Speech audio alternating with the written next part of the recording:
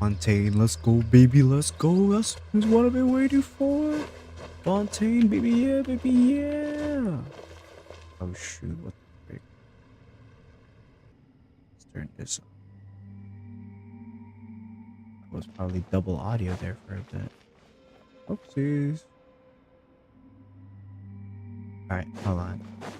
So, today we're actually gonna get to freaking Fontaine, man. Skipped out on my jog that I was gonna go on today just to play Fontaine, bro. Shine down. But before we do that, I'm gonna fight the boss so I collect my Scaramouche's materials because my profile right now is looking kind of cringe. There's a level 80 character in there and that's no good.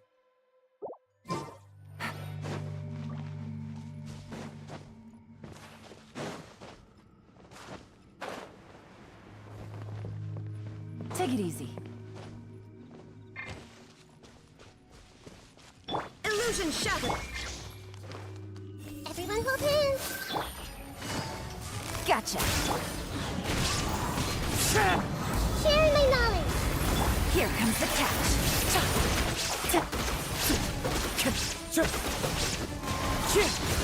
As one with wind and cloud.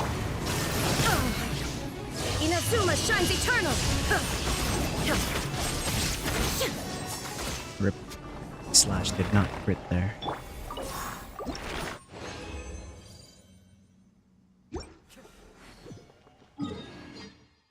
Actually, let me check if I have enough materials really quick. I still need to farm hand guards. 3 mushrooms. One more time. Okay. We're basically done. Alright, let's get started with the freaking quest.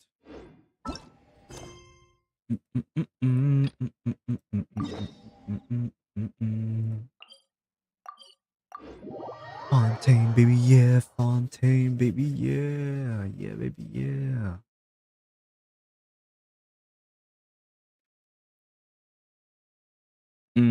I also saw some, Actually, no, I didn't see any leaks. I happened upon them, not from my own volition, nor did I search for them. But you know, there was a new character there, in the name, by the name of Wreathley, and it's kind of a cool character. You know, he kind of boxes people up. That's kind of cool. Oh, kind of cool. NGL, maybe I'll spin for him. Maybe I'll use my guarantee for him. Who knows? Maybe I Time to will. go. Maybe.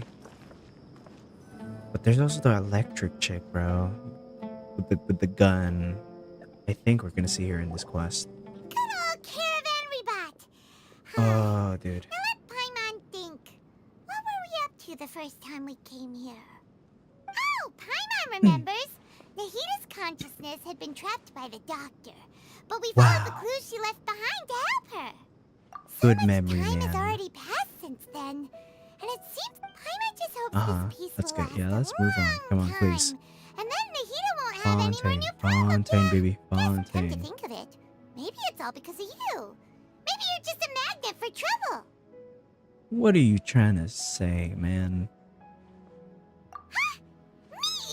Before Paimon ran into you, Paimon never Giant ran into any this strange trouble. world At promise most, I'm gonna when she was see. super... Yep. Anyway, for Nahita's sake, maybe we should... Oh, Look who Fontaine. it is. Running into you in a place like this? Hello, I can see Dea. you two still love wandering around. Oh, it's Dia! Since when are we just wandering around? But never mind that. What brings... I just finished a commission in the desert for a usual That's when I saw you two all the way over there. Oh, hello, Huh? nerd. You can't say I saw that coming. But you are bumping into you like this will become a rarity. Hey, how about I gather a few mercs to escort? Thanks, but no need. Oh, Paimon had no clue you'd miss us so much. But don't worry. Sounds good. All you need to do to get to Fontaine is cross this stretch of desert and navigate some waterways. Knowing you two, I'm sure it... So, when are you leaving? Oh, wait a sec. Paimon just remembered there are still a few dishes in Sumi.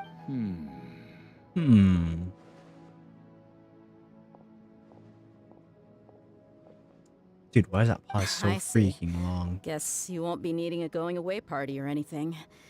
Though, now that I think about it, Sumeru wouldn't be what it is today without you. Seems true heroes always prefer leaving quietly. By the way, should we go say bye to Nahida? Oh, good point. Then, I guess this is goodbye for now, Traveler in Paimon. Whether as a client or a friend, you're always welcome to come find me. Bye-bye. Goodbye, Dia. Bye-bye, Sumeru.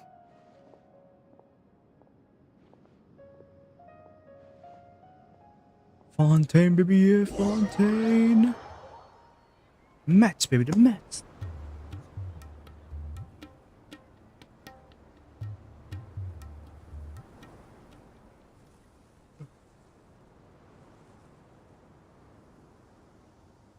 Oh.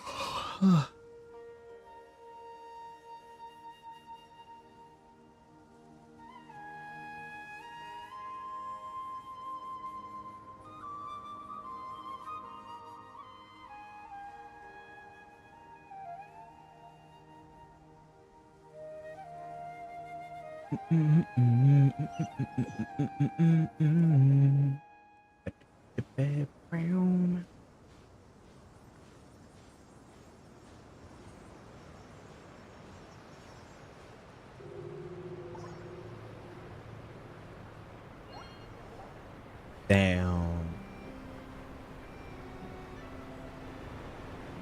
That's cool.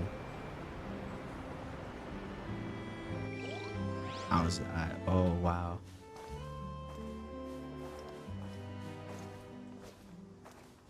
That's so cool. Look at that, look at the waterfalls, guys. Wow. We'll sink the ship. Yeah.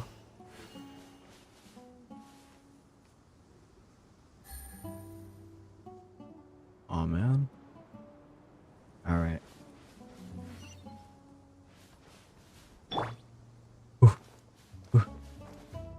Wait. Oh. Alright. Running start. We'll make the jump. Yeah.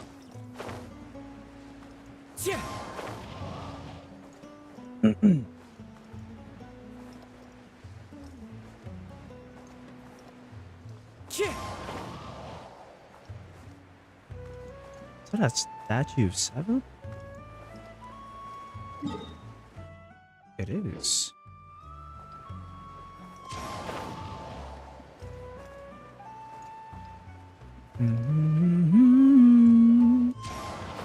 Oh, the music's so nice. Is that the Fontaine music? Or is that still Sumeru?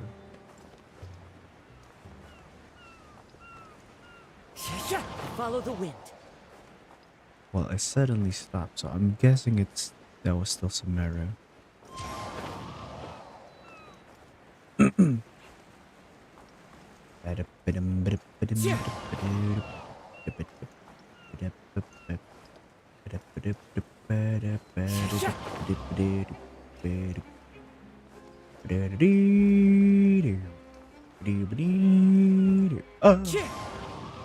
Oh, I'm dead, bruh.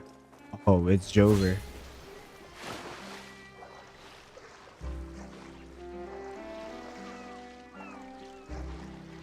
Oh, no way. Wait. No, there's no way, right? There's no way.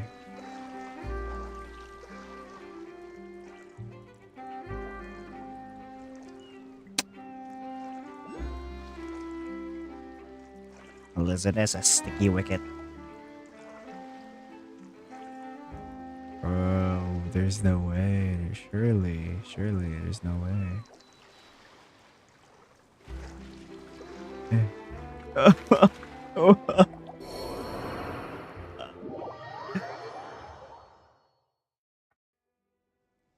Damn.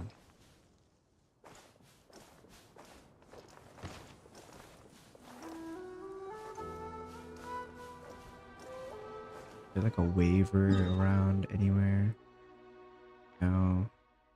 Oh, holy balls. That's an entire region I did not get.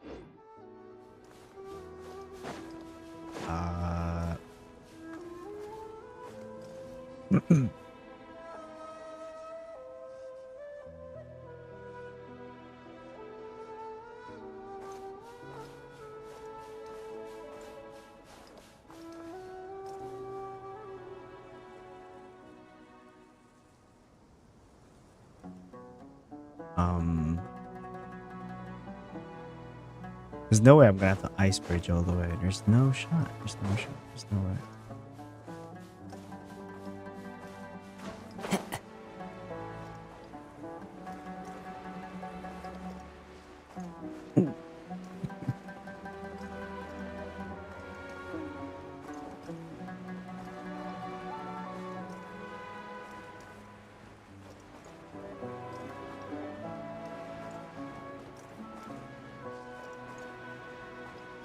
You know what? I'm stupid. Why didn't I just... I'm dumb. I am incredibly dumb. Yeah, why didn't I just use the item I literally have? Oh, you can switch? One with nature.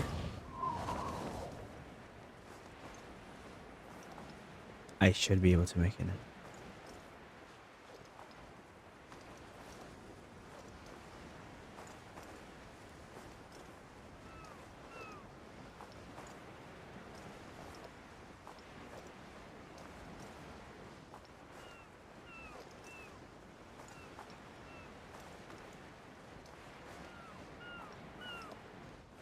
Oh, frick.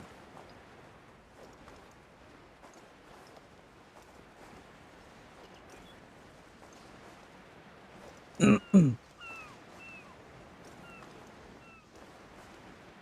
let's take a quick detour to this boat over here. Is that a hydroculus? Alright, whoa. Oh ho! I've made it. Follow the wind. Oh wait, there's no way, right? There's no way. You could just use these things. They have it on the boat over there. No, I don't see it anywhere. Nope, I'm not an idiot. Nope, nope, nope, nope. Nope. Into the wind. Couldn't be me. Fontaine, first try, baby. Let's go. It's too easy. Too easy.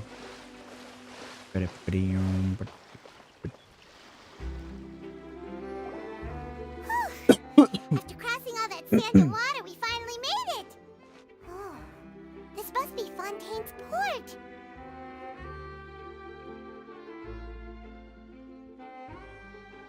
Wow. Wow! Everything looks so advanced in Fontaine. Everything looks so I'm Fontaine. heard that the industry in here Fontaine. is extremely developed, and there are all kinds of unusual machines. Just seeing the sights as a tourist is nice, but maybe it would be better if we found something to do. What do you think? Good idea. Nahida, seeking out the Seven is probably still our best source for information at this point. Yeah, the more we can learn, the better. So, what do you think the Hydro Archon's like? Will we get along? Nahida said that she has a very unique personality, whatever that means. To learn about a nation's god, start with the nation's people. There seems to be some locals talking over there. Let's go see if we can join the party. Yep. Let's just bother them. Let's go. If you ask me, it's a tragedy how things ended for him. Clearly, he was a pretty decent person. Yeah, I didn't expect that kind of ending for him. I thought he would at least fight on a little longer for his family. I was expecting a sudden plot twist, but it's a pity that it never happened. Still, his story is quite the tearjerker.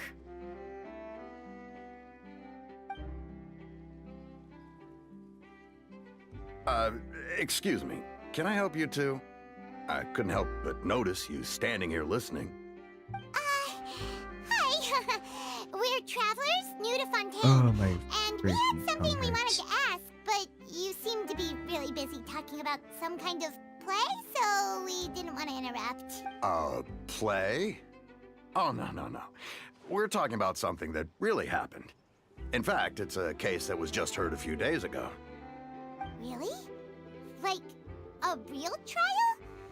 But the way you were talking about it and the words you used just now made it sound like some kind of story. Well, good tales are often based on true stories, aren't they? And what you see in reality may also be someone deliberately putting on an act while harboring ulterior motives.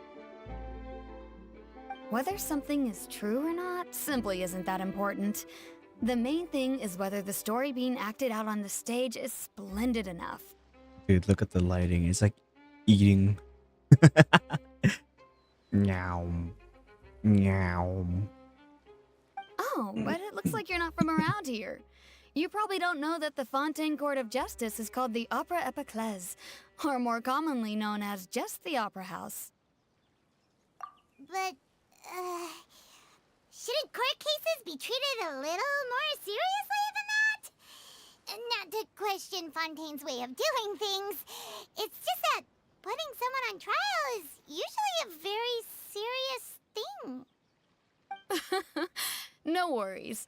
Other visitors to Fontaine have wondered the same thing. You could say that we just don't want to waste the moving stories behind those cases. And as for your worries about whether the cases are treated with due reverence, we have the absolutely just and honorable Chief Justice Neuvillette. Neuvillette. That's how As you well as say the it? Oratrice Mécanique d'Analyse Cardinal, a machine created by the Archon. Between the machine and the Chief Justice, false charges and injustice are a thing of the past now.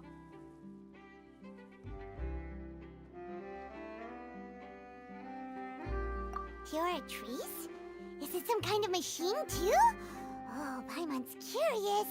We should check it out if we get the chance. Wait, Paimon almost forgot to ask you our question.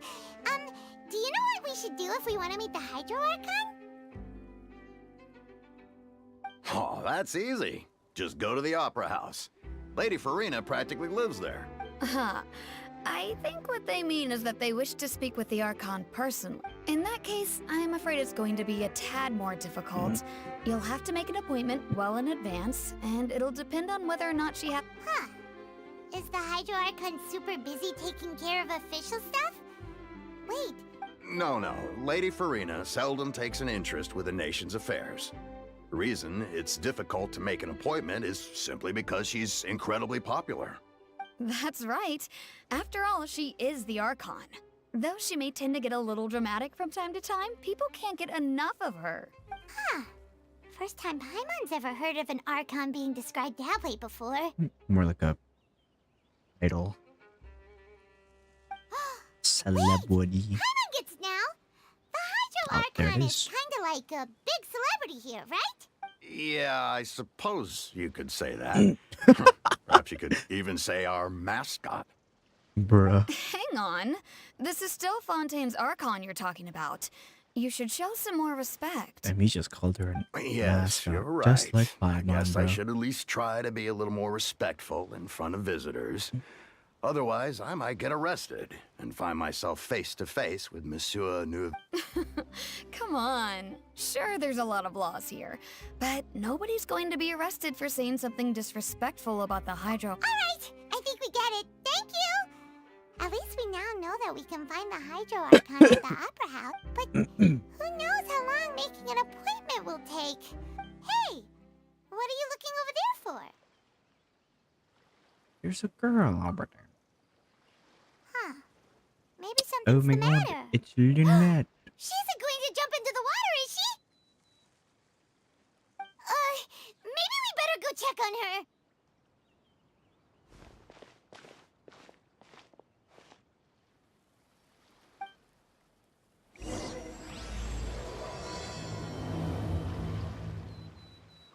Ba-dee-ba-doo, ba-doo-boop.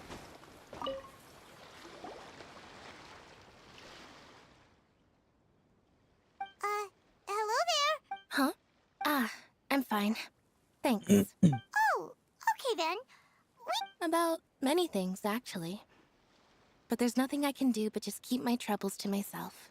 I was just reminiscing about a place my brother and I would play when we were kids. It was just atop that hill over there. See? You're pointing at the sea. Wait, Are you saying that you and your brother lived in the water? Though people call the waters around Fontaine a sea, it's actually just an inland lake that's filled with fresh water. And though I can still see that hill clearly in my memories, now it's been completely submerged. He would skip and jump, tossing sand in the wind. The sun shone brightly, and the air was filled with the scent of the sea. This little fella over here. But now, the water is gradually swallowing our memories. Sorry. Ah, I don't believe we've had the pleasure of meeting. Are you Lynette's new friends? Oh, and Thanks for looking after my sister. She often comes here to reminisce about our childhood, that's all. There's no need for any concern. Oh, allow me to introduce myself. I'm Linny, and this is my sister Lynette. If I had to guess, I'd say you must be travelers from abroad. Wait, so he's not a cat boy, but she's a cat girl? Dude, that's so interesting. nice to meet you. Paimon is Paimon, and this How is do the we- traveler. How We do just arrived in genetics work in Fontaine. freaking Genshin, man? We were just talking with your sister. Even though we didn't really get what she was saying. I see. It's unusual for Lynette to be so willing to talk with anyone. In fact, she seldom speaks at all. I'm usually the only one she ever talks to. Oh, really? Then you two are just like us. Paimon's always the one talking for some reason.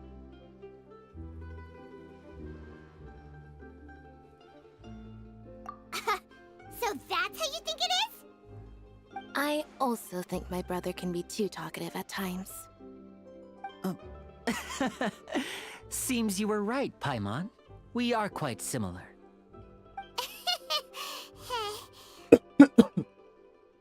So, what did Lynette mean just now when she said that the water is engulfing your memories? And that it won't be long before it engulfs you? Oh, that. It's from a prophecy that's been circulating in Fontaine for some time now. Well, I suppose prophecy isn't exactly the right word, because that implies a certain amount of uncertainty. There's no doubt about what's happening in Fontaine now. Where to begin? Let's put that question on hold for a moment. We still haven't formally greeted each other yet, have we? Did all the introductions earlier not count? Hello, traveler. Hello.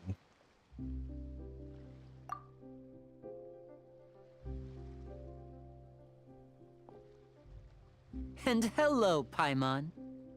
That was so weird. What the frick? Why didn't Paimon get a handshake? Please, don't take offense. Just consider it a sort of etiquette. Oh, alright then. Well, by the way, we were just getting ready to go to the Opera House to meet the Hydro Archon. Would you be able to show us the way? So you're going to see Lady Farina? No problem at all. In fact, I was planning to go to the Opera House later myself. I'll gladly take you once I finish the... Please, follow me.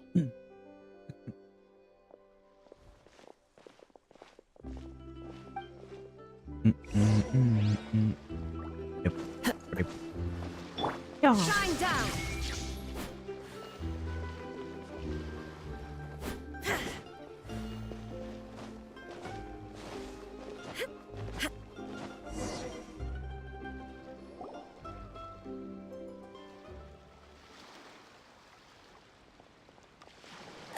You said you were going to see Lady Farina?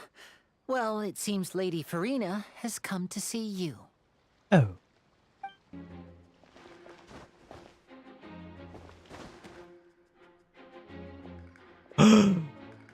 Dancing chick with gun.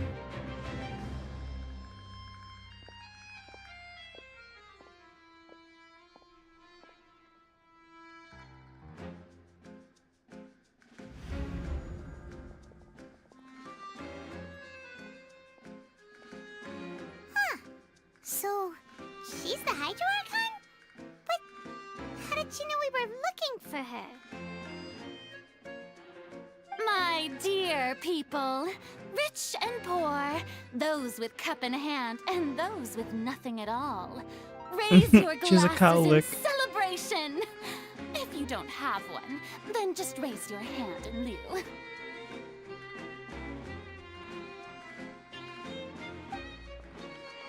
Yeah. Woo.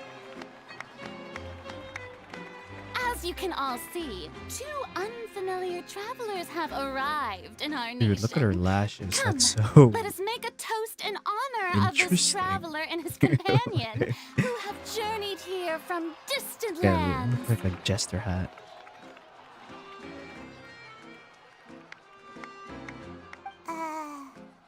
Is she talking about us? I've long heard of the turmoil and chaos you've left in your wake as you visited other nations, but I welcome you nevertheless. No, I have come to receive you Oh, dude, look at her personally. eyes. That's so cool. Oh, they're like water drops. That's cool. Fear is for insignificant cowards. I am a god, and I will never entertain the notion of such meaningless wariness. You can be rest assured, I see clearly your sincerity. Of course, seeking an audience with me is the most sensible thing to do. It will allow you to truly behold my power and witness my authority. Intelligent people always gather under the correct banner. She kind of want to hear her in Japanese. I, Socialz, hereby welcome you to the nation of Hydro and acknowledge the value and Hydro. significance of your trip. Now, you may rejoice in this. Ooh, yeah. Yeah. Paimon still can't believe it. But the Hydro Archon's entrance was, how should Paimon describe it? A little over the top? Miss Hydro Archon? I see. As Outlanders, you inevitably lack even some of the most basic understanding. Don't forget that even the gods can be divided into the mediocre and the excellent. I suppose it's only natural for you to be awestruck by my ability. You had best stop and consider. Do you really have the noble qualities and etiquette necessary to communicate with a god? All it takes is a flick of He my told finger her for me to know it was him. everything about you. Bruh.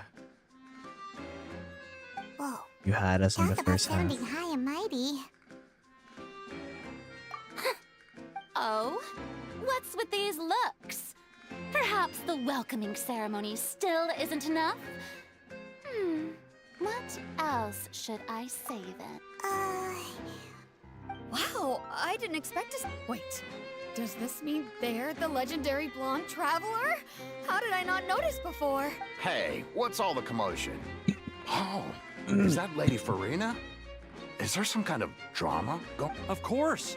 That's the blonde traveler. The one all those stories are about. Lady Farina came here to personally see him. Oh, I bet this is gonna be the duel of the century. Ooh, I've got to see this.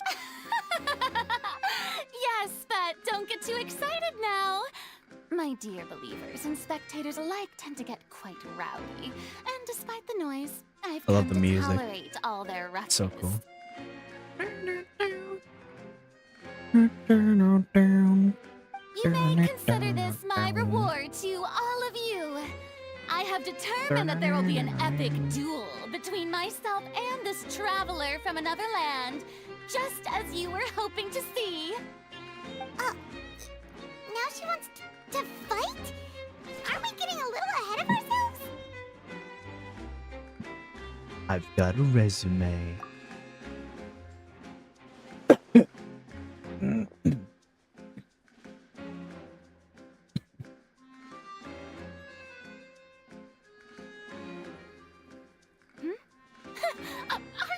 afraid. Might I remind you that this is a duel against the divine? Looks a little scared to me, man. What are you trying to do, traveler? Provoking a god in front of her people? Yes. Stand down, Clorend. I admire his bravery. Few have the courage to draw their sword against a god. He is obviously a true warrior. Unfortunately, people nowadays only crave to be thrilled, and a mere duel will not slake their thirst for excitement. Huh. Yeah, she's right. Just a duel wouldn't be all that interesting. Bruh. On Araneus, criminals are always requesting duels to defend their honor. You're getting a bit old. You see. Then, as the god of justice, I shall face this traveler in another... All right! Now that'll be worth seeing! Right. This is Fontaine, after all. Such a grand opera. Why do you care so much about the crowd's reactions? Besides, how exactly do you plan to have a duel in court? You mean you're going to put us on... Oh, we have reason to put you on trial.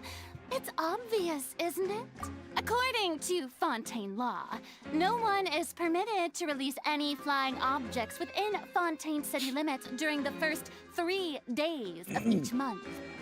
You are clearly guilty of violating this law, no? I heard about this. Oh, so that's what they've done wrong. That's Our Lady Farina. You call that obvious? What kind of law is that? Wait, flying object? You mean Paimon? Precisely! Now, if you two have no objections, Damn. then in the name of the Hydro Archon, I order your arrest.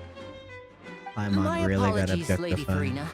I don't mean to spoil the fun, but if you would allow me to interject, I don't think that Paimon here meets the definition of a flying object. You tell her, Linny! Finally someone who's not crazy. How could anyone call Paimon a flying object? Ah, great magician Linny, my beloved citizen. I'll permit you to object, but how exactly do you plan to prove your claim? As a magician who just rained on your parade, I naturally should shoulder the responsibility of saving the show. So, with such an audience gathered here, allow me to perform a trick for everyone.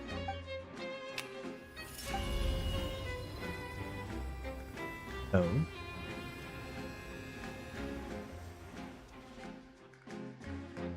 Ta-da!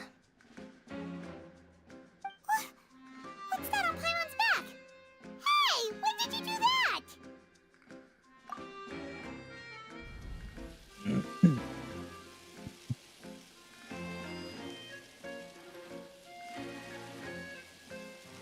Wow.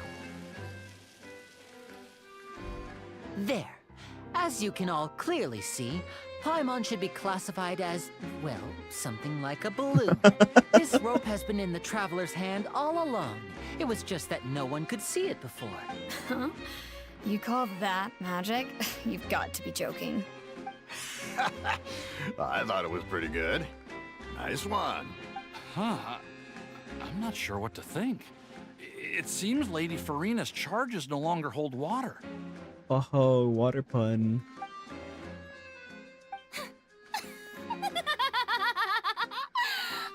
Amusing. Very amusing, Linny. Just the sort of unexpected twist that I enjoy. With you here, today's performance can finally be called complete. Performance?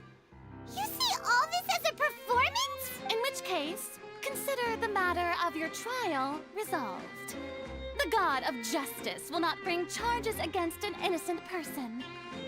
But when there are valid grounds, I will not only judge travelers from abroad, but even the gods of other lands.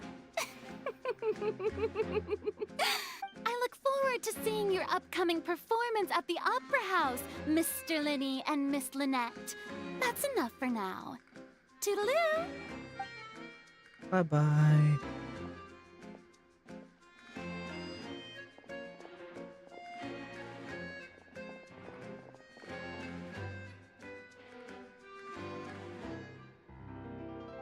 And just like that, she's gone. Well, that's the most unpredictable Archon Paimon's ever seen. We never even had a chance to ask her anything. But that's a problem for future Paimon. That whole scene just... Don't mention it. I just happened to remember that there was such a law, so I did a little preparation, just in case. I didn't think it would actually come in handy. So, now do you see what kind of god Lady Farina is? She can be a bit confusing at times, but she is still amenable to reason.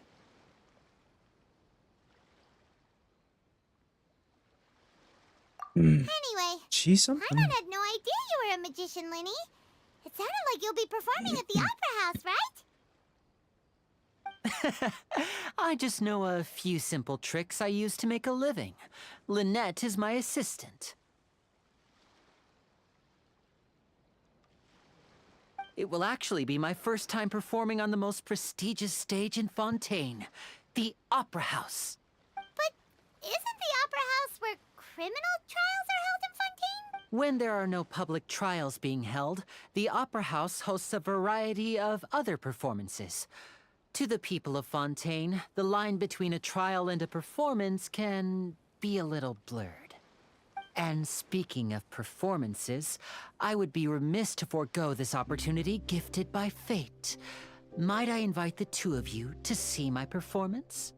My brother's always excited to make new friends. Oh, sure. We don't really have anything to do now, and we wanted to go to the Opera House anyway. Splendid. In that case, why don't we go together? I'll show you the way. I just have something to take... Oh, you really mean it? Then I'll take you up on your offer. This is a magical item known as a magic pocket. Perhaps you can help me distribute them to the people here. That's a bag. Huh? What are they going to use it for? About that... You asked me before about the prophecy, right? Let me start by telling you a little more about what it entails.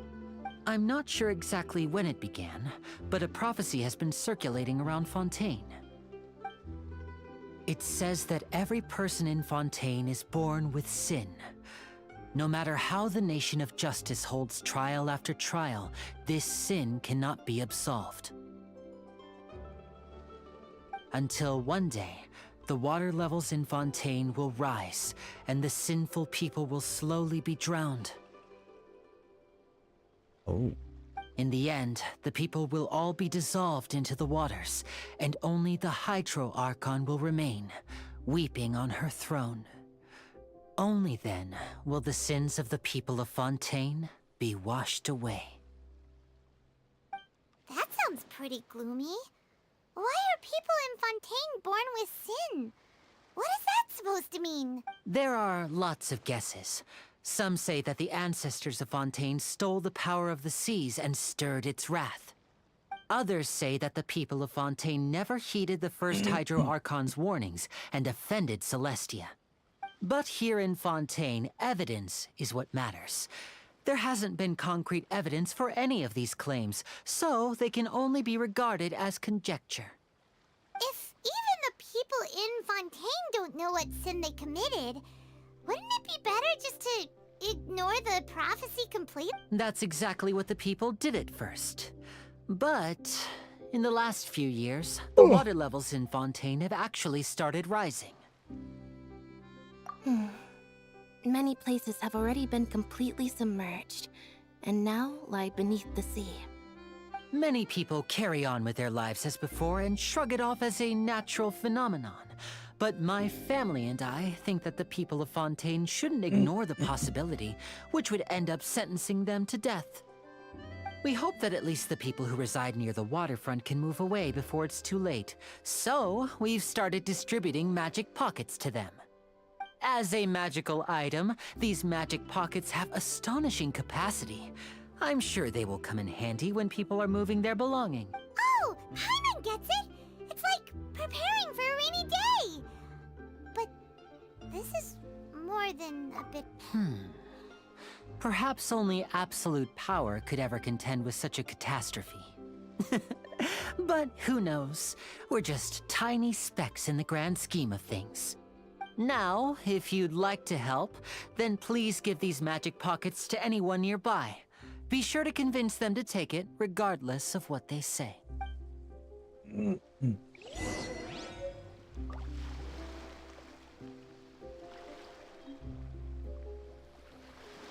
Magic, magic. Here you go, buddy. So you're the blonde traveler that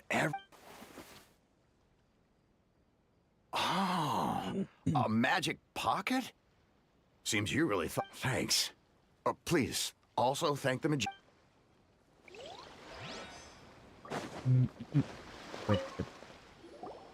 What's this? What? You mean... No, I believe in the prophecy. But the story says that people once lived in the ocean. They were one with the ocean and couldn't live apart from it.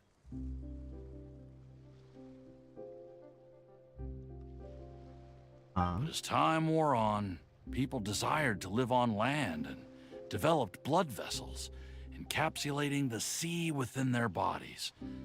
Thus could people set foot on land. So, if you ask me, when the water rises and takes us all, it'll be like we're going home. Oh, we hadn't heard that one before. But people can't live underwater. They'll die. You should probably still take it. All right, I'll take it. I guess I just feel that being dissolved into the water doesn't necessarily mean death.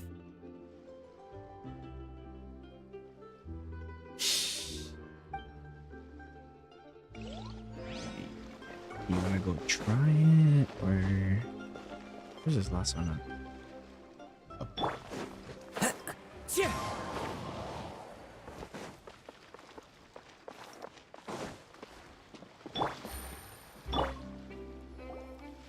Huh? I don't want that thing. Way I see it, if the prophecy's true, it's still gonna be a long time before the water can cover everything.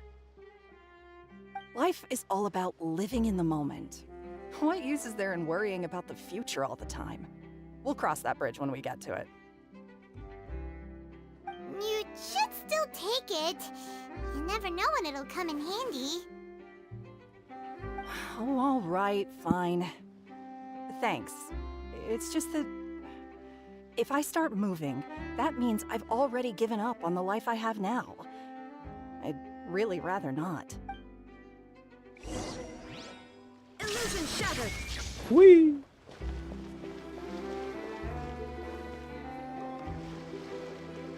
Oh? You already handed out all of the magic pockets? That was fast. Yes, but that will change once disaster strikes. I know they'll change their minds, so it's only right to help them Is there anything else you need to do before we leave? Yes, one last thing. I have the magic pockets made by a workshop in the court of Fontaine. Since we're out and about, I was thinking about bringing him some more materials. So, you want to collect materials? Oh, that would be much Can we just go in the city already?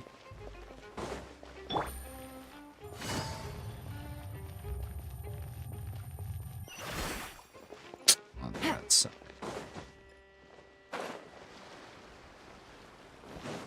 Take it easy. It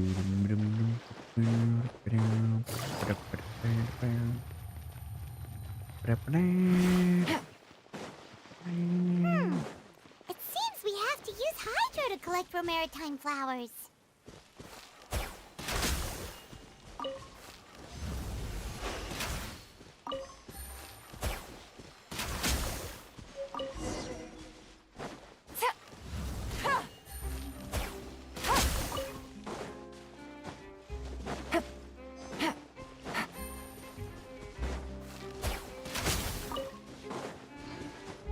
Take it easy.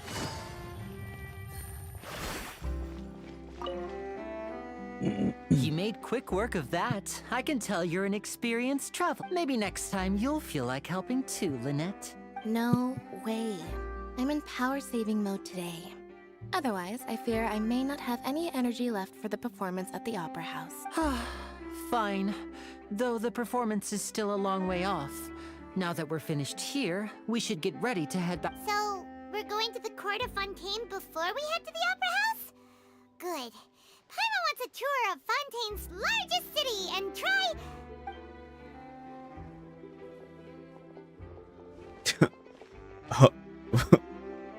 Wait, shh. Have you noticed that person over there? The young girl. Huh? What's wrong with her? Paimon? She's obviously a thief. Magicians and thieves practice similar methods.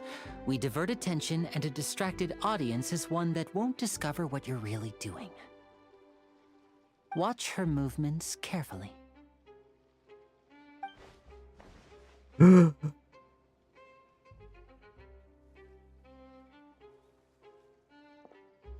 he's right! Shh, keep your voice down. We need to think of a way to catch her, but it seems she's very alert. Perhaps you two can ride the lift over there and wait up top. I bet. All right, let...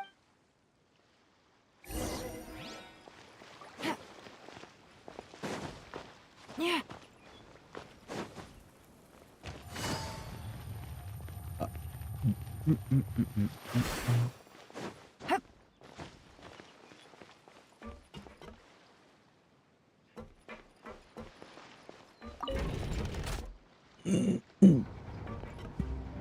Wind Strider.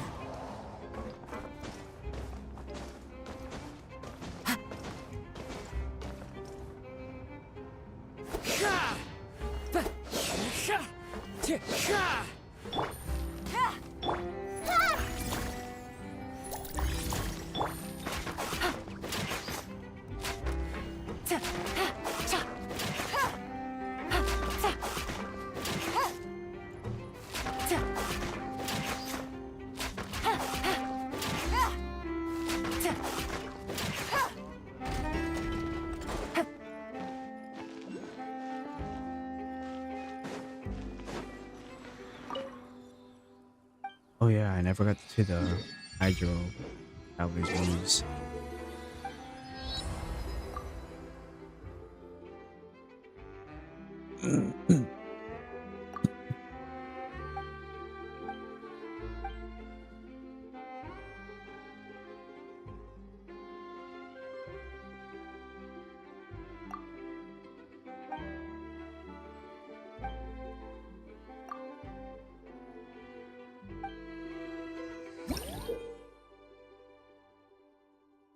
Mysterious power that flows out from a statue to imbue you with the blessings of the transoceanic source water.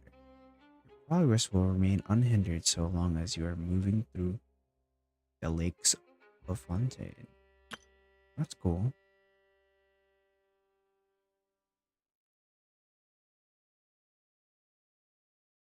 Wow. Navigating the world is a whole lot easier with a few different identities.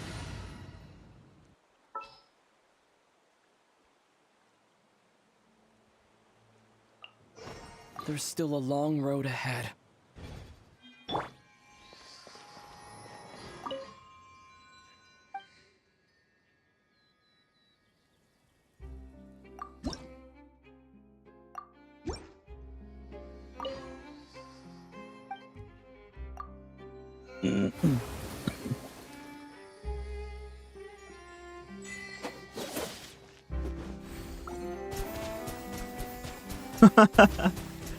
Pew pew pew pew pew pew pew pew pew.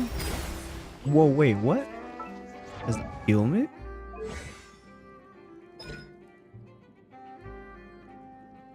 Oh.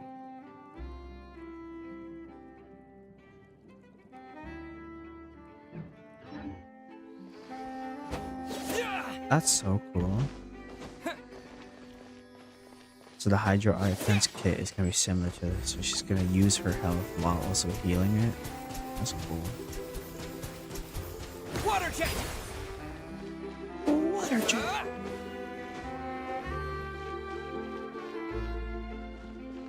Wish I could see the ult though.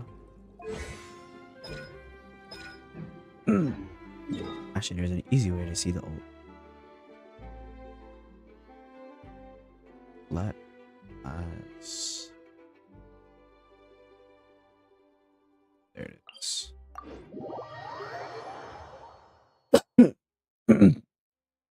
Let's kill 2 birds with 1 stone.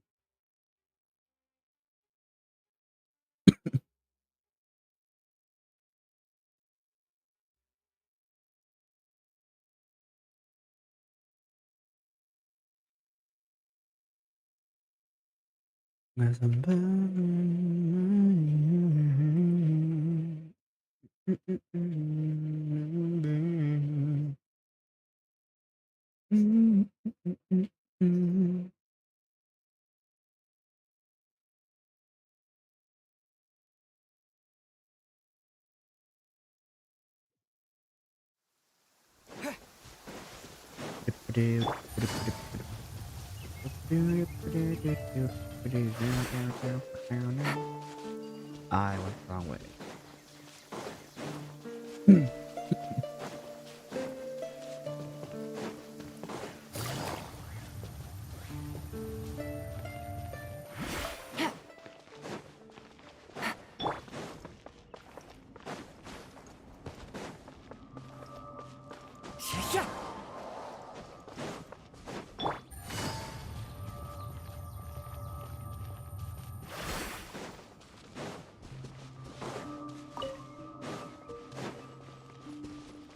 Take it easy.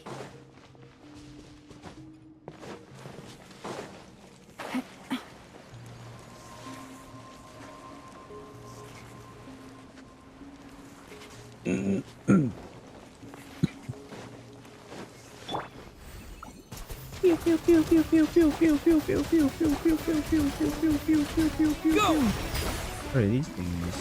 Oh, that's what heals me. That's cool. Busted. The wind knows me.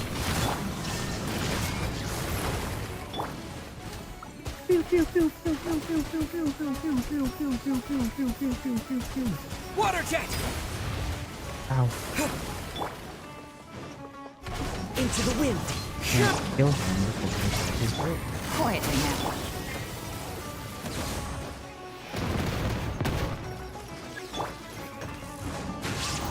Set! Water jet! Does it heal other people? No. There is no escape. One with nature. Clouds high. The birds. Now you shall perish. Ha! Ha!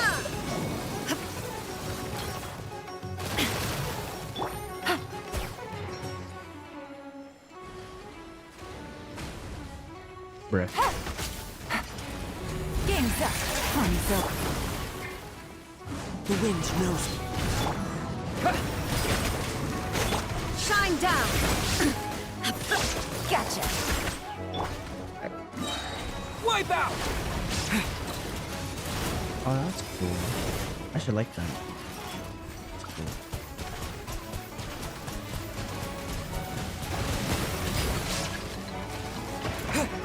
Illusion shattered.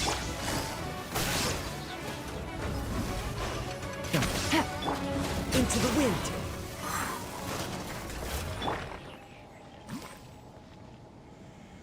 Pretty cool, buddy. Put back Nahida. There are still so many places for us to explore. There's so many places for it to explore.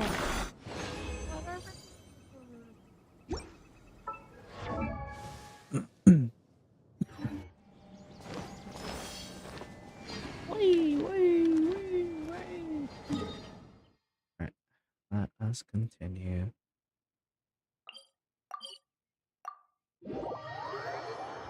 Ooh.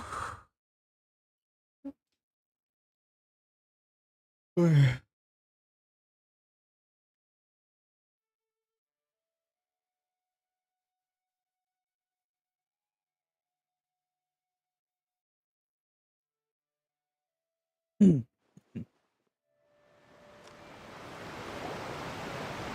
is the spot where Linny wanted us to wait.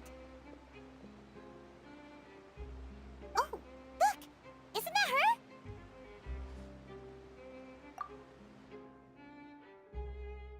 Oh no! Did she notice us? What should we do? Should we chase her?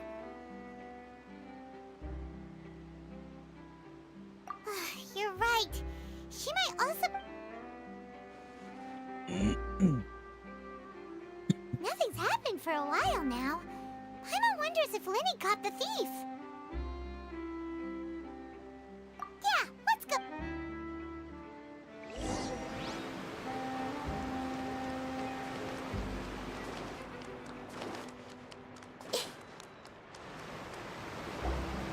Are you sure that's all she took? You should check to make sure you're not missing anything else. No, that was all. Anyway, I should be going now. Oh, were you returning what the thief had stolen? That's right. Pity I wasn't able to catch her.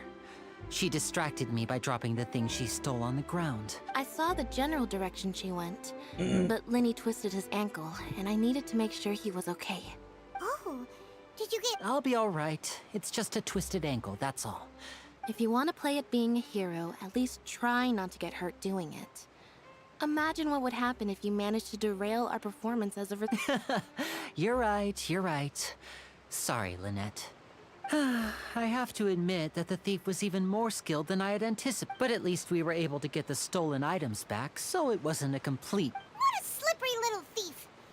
Guess things turned out all right in the end, though. All right, let's put this little detour...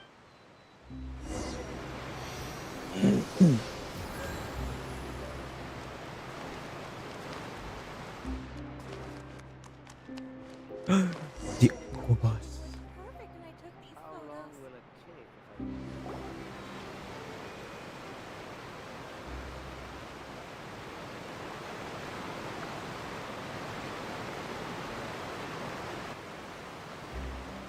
So, we ride this thing to go into the city?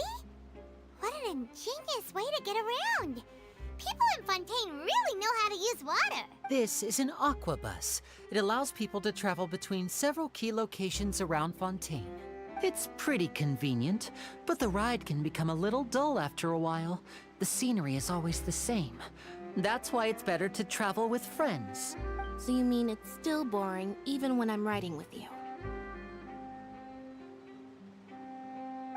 No, that's not what I meant. Bam. It's just that, well, you don't really talk that much. Besides, it doesn't really feel like a real trip when it's just the two of us. It's the same as being at home. Guess that's what it's like to be an older brother. It's about time for us to leave. Let's get on board.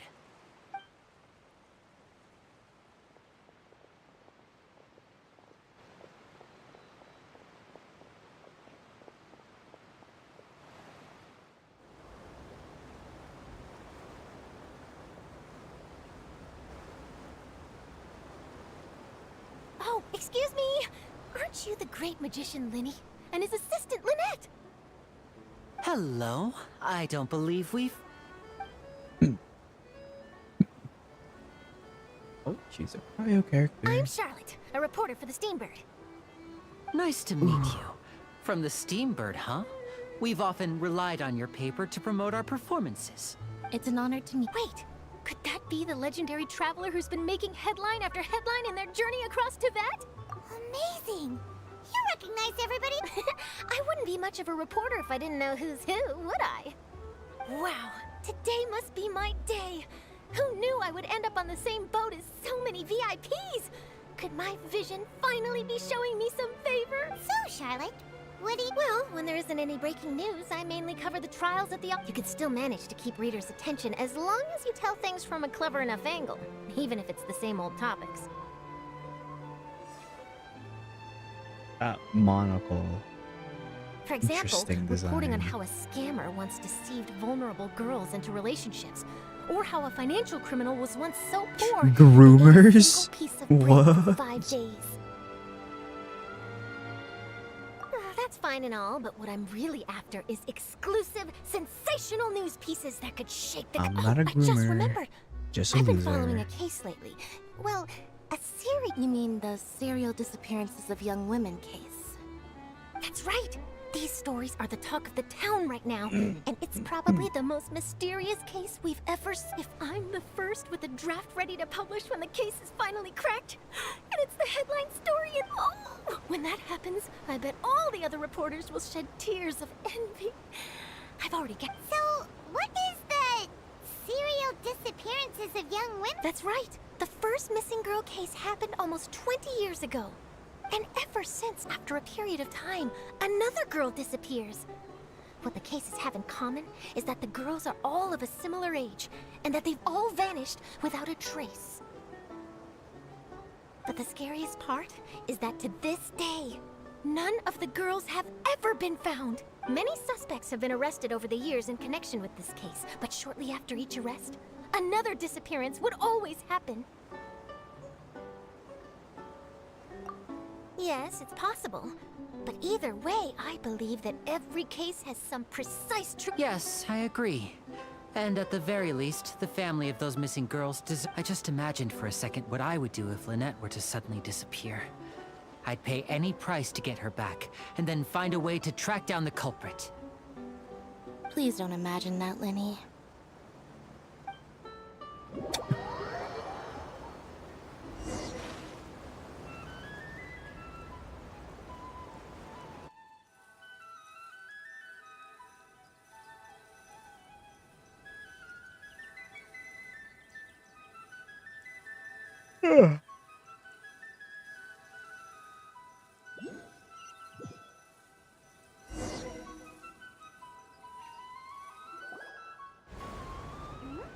Hey, we're almost there!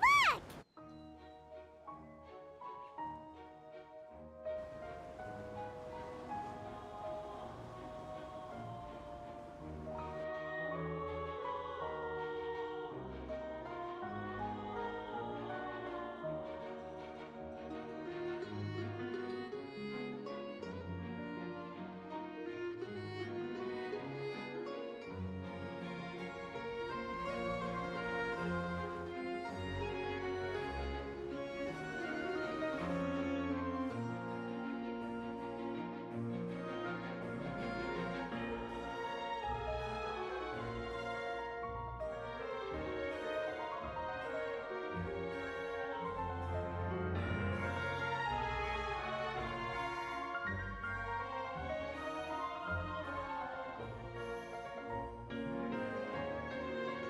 Well, I really enjoyed chatting with you. Life should be full of pleasant little surprises like this. Yeah, us as well.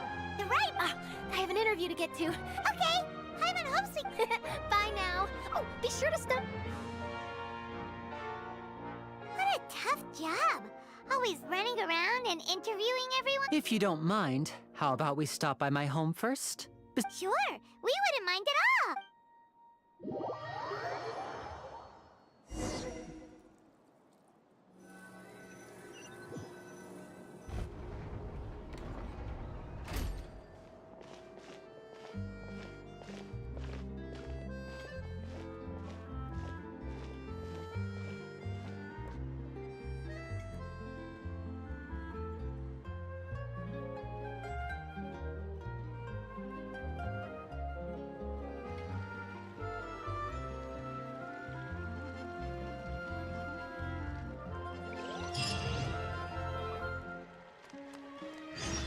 Wowza.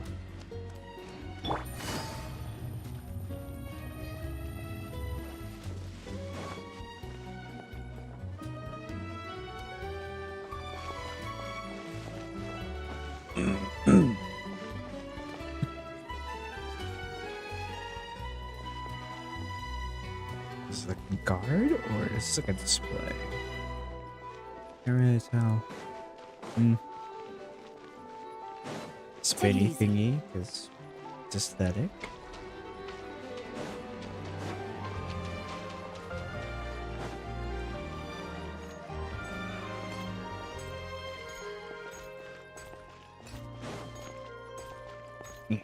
Yeah.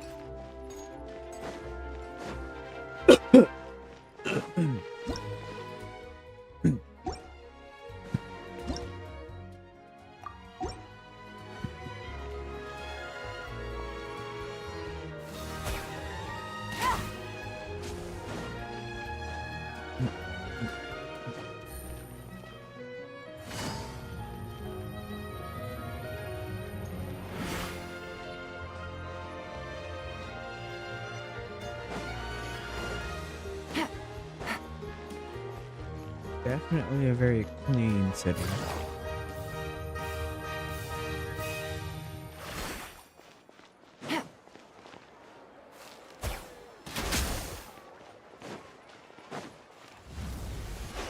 Olivier.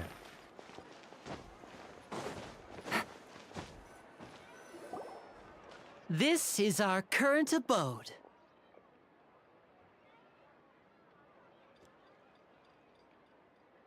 Ah, Fremine, you're home. Where did everyone else go? I have some new friends that I would like to introduce. Oh, they all just went out a moment ago. I see. Everyone is getting busier now that Father will be returning soon. I suppose that can't be helped. Allow me to introduce you to my little brother, Fremine. Hello. Nice to meet you. Paimon is Paimon, and this is the Traveler. Oh, you sound very proud to have a diver as a brother, Lin. Linny, could you come here What is it, Fremine? Do you have something to tell me?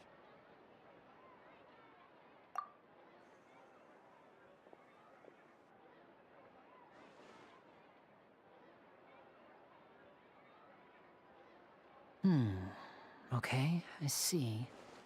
Is everything all right? Oh, it's nothing. We were just discussing a little housework. Sorry for the before I forget, the Traveler and I collected more materials to make magic pockets. Were you able to get any, Fremine? Yes, I went diving and gathered lots of materials. I was about to give them to you. That's our Fremine, always quick with the underwater And out work. of 10 voice acting. All right, I'll take these to the workshop. No, it's just a make it like a big deal or anything. You know, I was just about to give you 10 out of 10. Actually, I didn't even check the volume on the stream.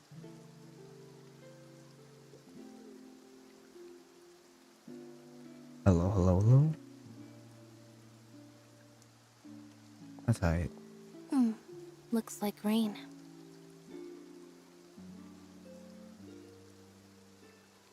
Oh, you're right. But wasn't it clear and sunny just a moment ago? I'm afraid that's just how it is here. It often rains on days where there are trials being held in the Opera House, but don't worry, it'll clear up soon enough. What's wrong, Fremine? There's a legend about the rain that I tend to believe. It's said that a dragon of water once resided in Fontaine. Though we don't know where the dragon went, every time it weeps, the skies will cloud up and pour out rain. When I was a child, my mother told me that if I wanted to go outside and play, I should yell toward the sky at the top of my lungs. Hydro Dragon! Hydro Dragon! Don't cry! If it's an elemental dragon, then having the power to make it rain wouldn't be very unusual.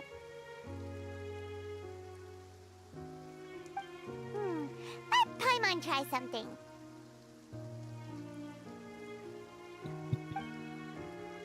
Hydro Dragon, don't cry!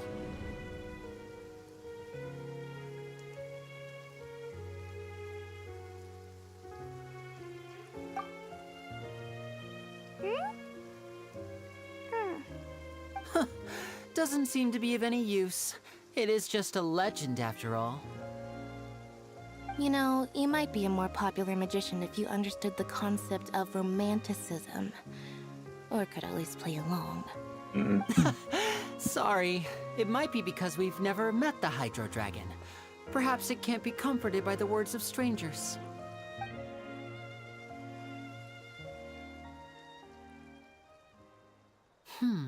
It rained for longer than I suspected. Oh, it's already getting late. Was there something you needed to do, Linny? Yeah, some preparations for the show at the Opera House. I need to find a way to catch the last aqua bus of the day. On the day of the performance, just ride the aqua bus to the island of Aeneas. I'll have Lynette meet you at the fountain in front of the Opera House.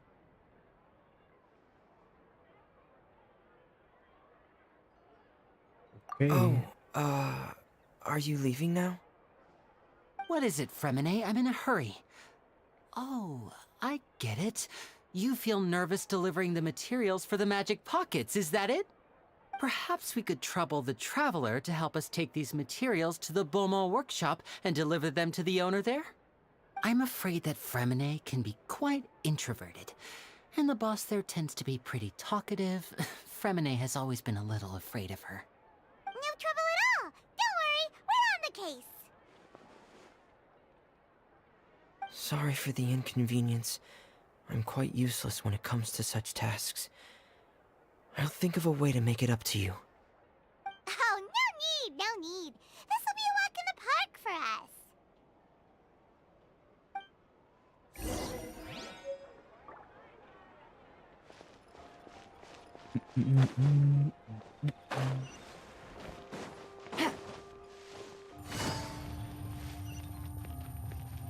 Take it easy.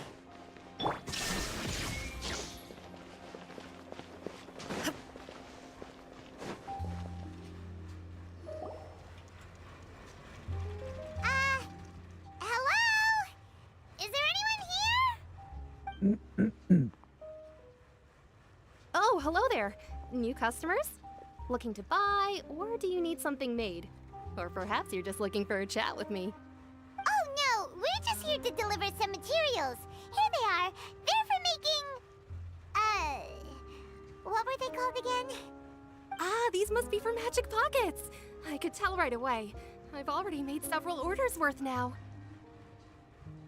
No need. They've already prepaid several batches worth. When they told me what they'd be using them for, I even offered them a discount. But they insisted on paying the full amount, saying that I had a business to run. It seems both their hearts and their pockets are made of gold. Whoa. So, is Linny actually loaded? I can't say for sure, but who knows? Maybe there's good money to be made being a magician in Fontaine. Hey! Is this machine what you use to make stuff here? It looks really advanced. Why use your hands when a machine can do the work? It would be a waste not to use the latest technology, and wasting is a kind of crime.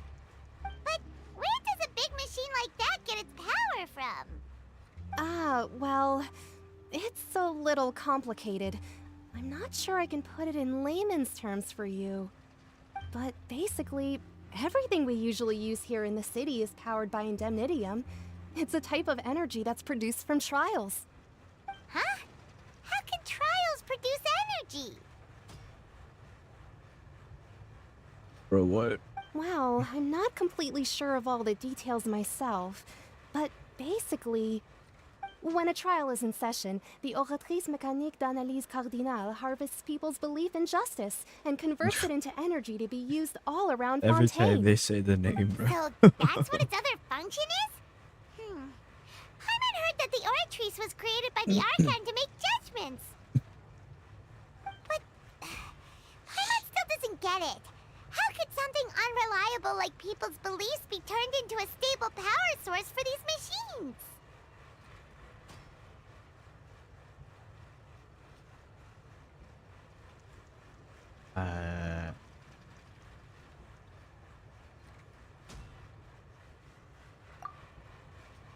Oh, yeah! So that means the Hydro Archon relies on the machine to take the energy created by belief and turn it into power for all of Fontaine, right? Even though I've never heard anyone really put it that way before, it sounds like it makes sense.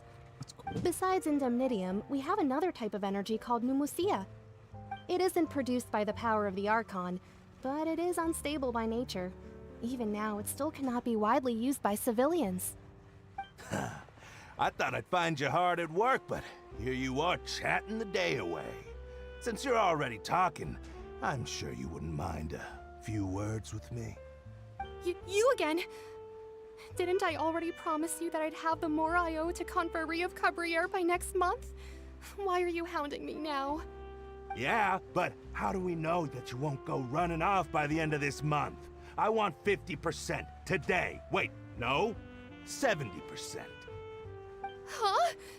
You... Seems business isn't so great for the workshop. We've already finished our job and delivered the materials. Maybe now's a good time to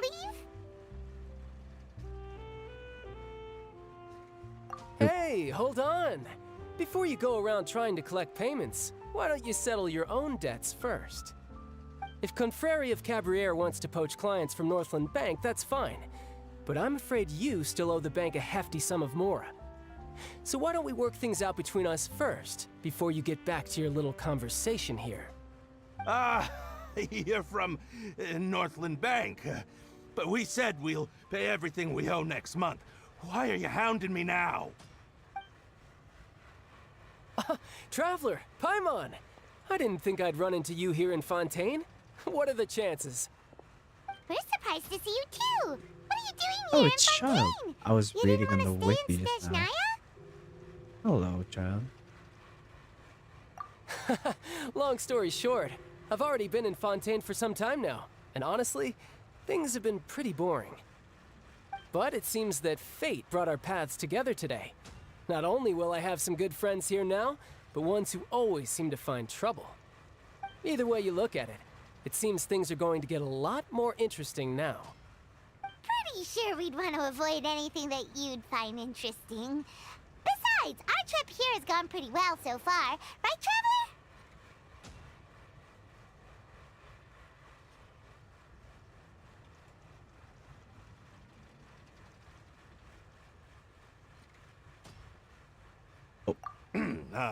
Hey, you, Northland Bank boy. Aren't you forgetting something? Don't interrupt. It's not often I run into the Traveler like this. Why don't you wait for me over there for a while? You kidding? Aren't you the one looking for us? You really expect us to sit and twiddle our thumbs while you catch up with your friends? Listen to me, boy. If you want your mora, fine. Why don't you come and take it? Hey, I just said not to interrupt. Oh, by the way, Traveler, the last time I took Tonya and Tusser ice fishing, Tusser... Hey! That's way over the line! All right, boys, let's see who has to pay up now! Can you at least let me finish one sentence? Fine. Though the bank told me not to get rough with our clients. You're the ones who started it. This is an act of self-defense. You two will have to be my witnesses, okay?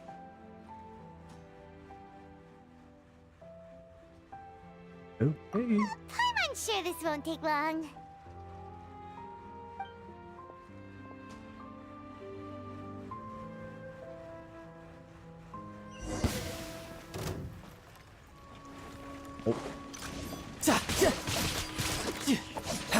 Brace yourself. This is gonna hurt.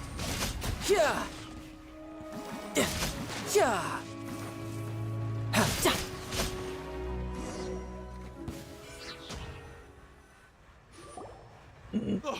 What's your deal, Brad? How are you so strong if you're just a staffer from Snezhnaya's Northland Bank? Wait, don't tell me you're... Oh, now you notice. It's a little late, don't you think? Just make sure you understand that you don't mess with Northland Bank. Got it?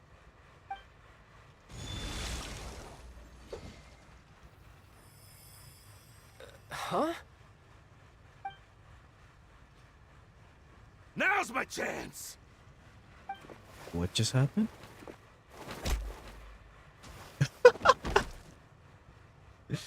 Huh. That was weird. Oh, let me rewatch that on my video because I did not see that.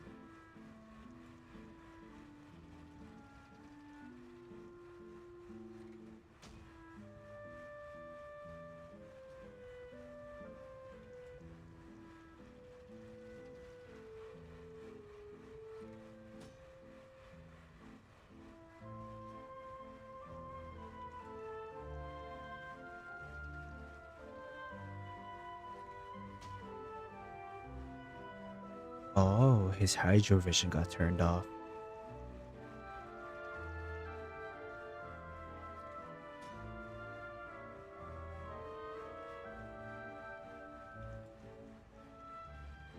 I'm not sure.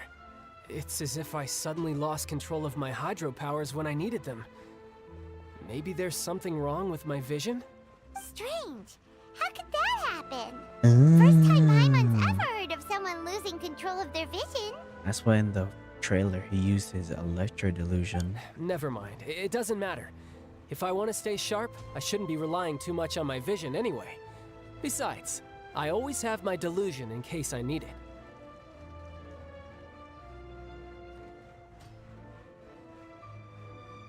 So what are you doing in Fontaine, child? I don't see its work for Northland Bank.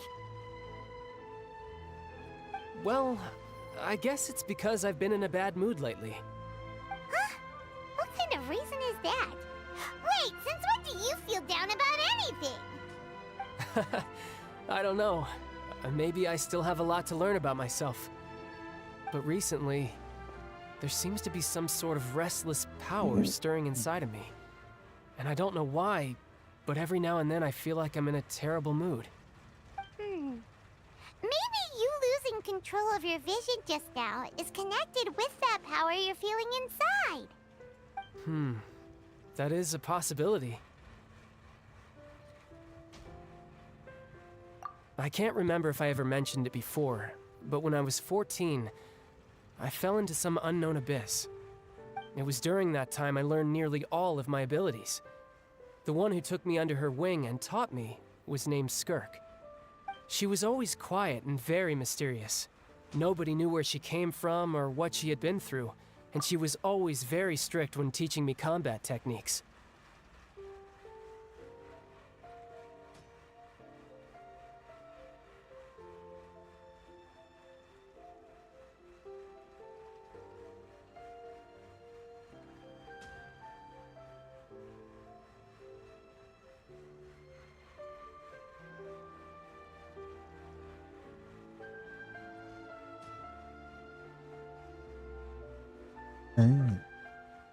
One time, I asked her why she was willing to take me on as an apprentice.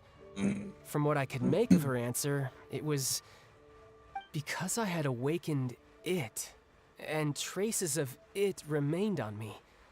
She said that all my combat training would be useful in the future. But what is it? What did you awaken? She never explained that.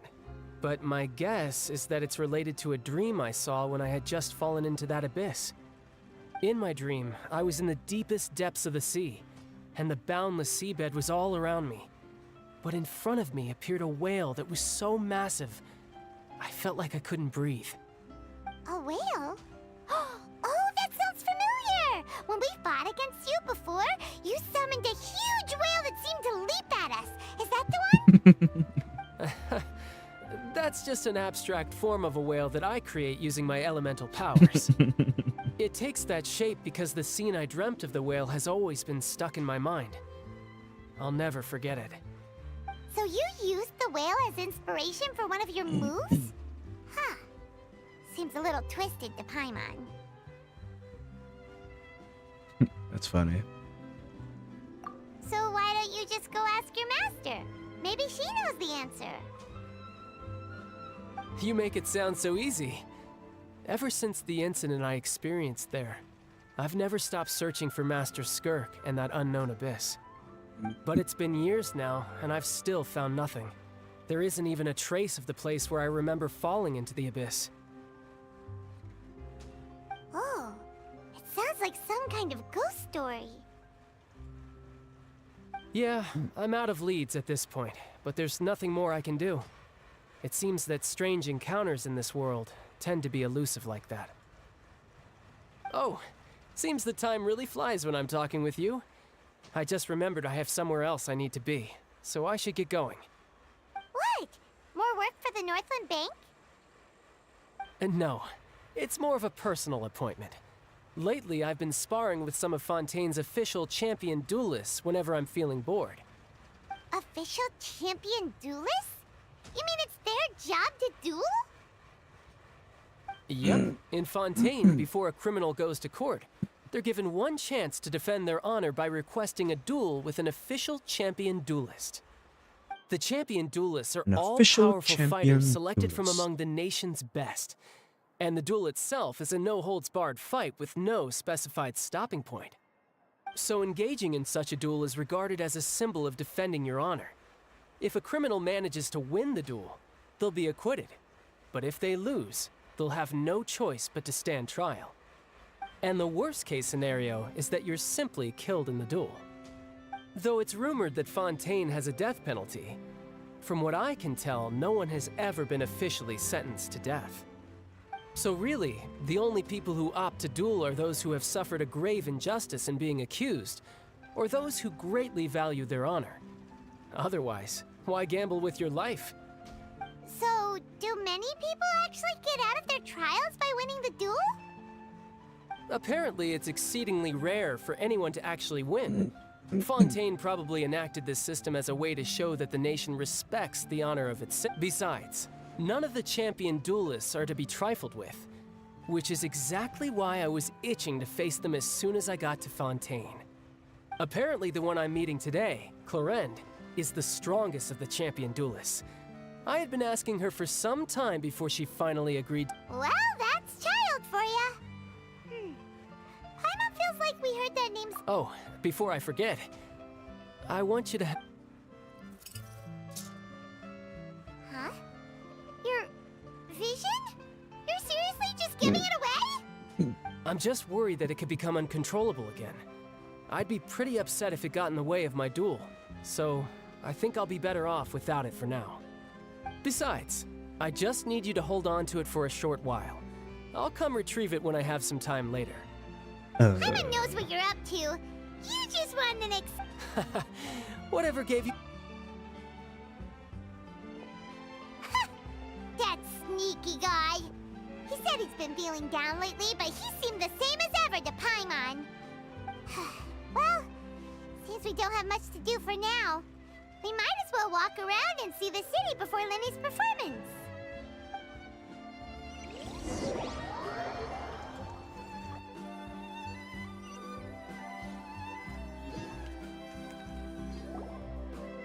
Wow!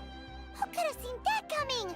The reporter who was barely around for most of the story was the murderer all along!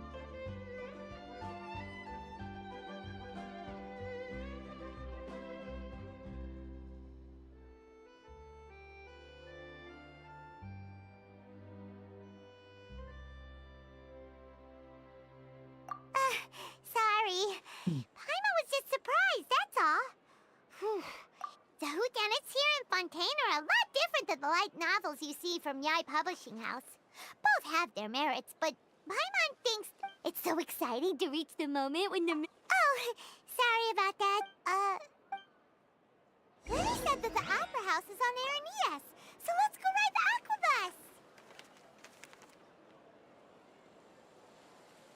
Aquabus! Alright.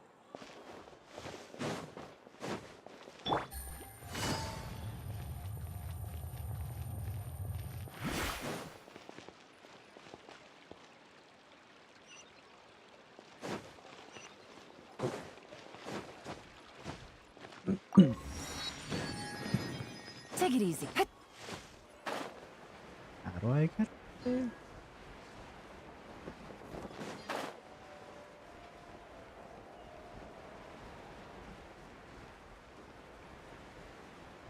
This away.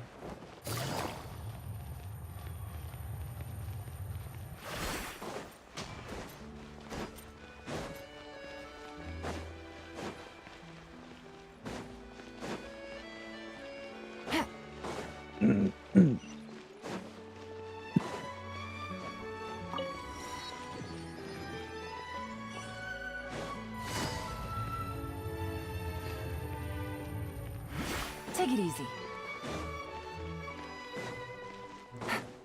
Take it easy.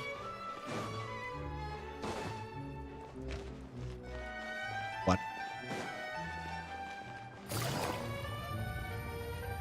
Oh, bruh. It doesn't appear the entire time. Oh. I just spun in a circle for no reason. What the hell are you?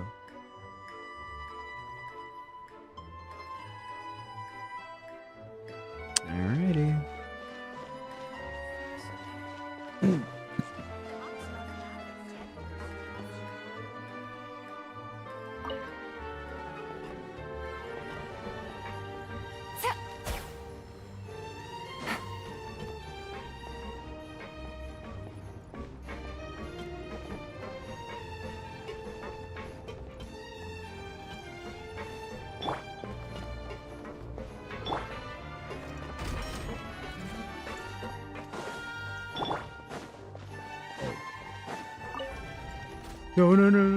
No, wait.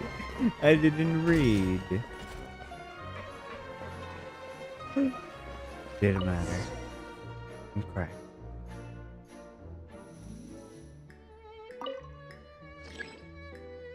Oh. Libas.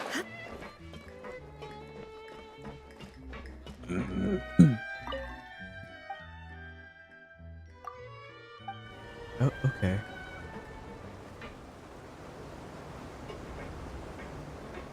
Welcome to the Navia line. I am Elfan. The boat will be departing imminently.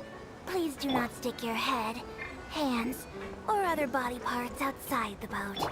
The Aquabus operator is not responsible for any accidents or injuries resulting from doing so. Also, please remember to buy the Steambird, though I don't read it myself.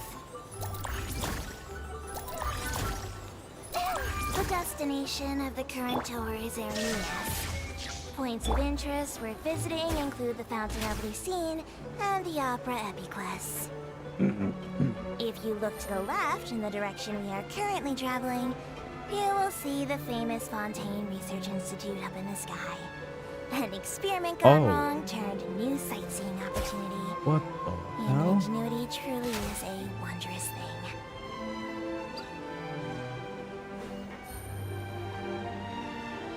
Wow. Everyone hold hands!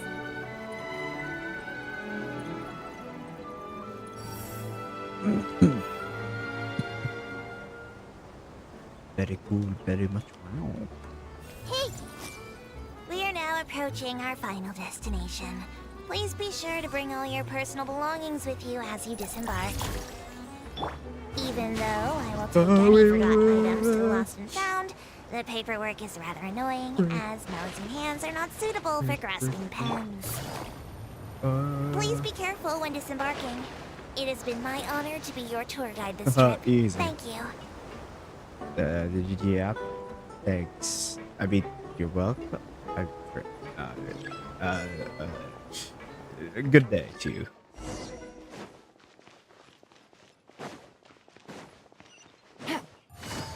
Waypoint. Oh, waypoint. Did I collect the other one? No, I didn't.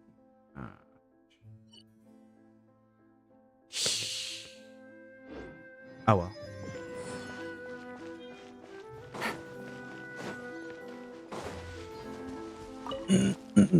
Take it easy.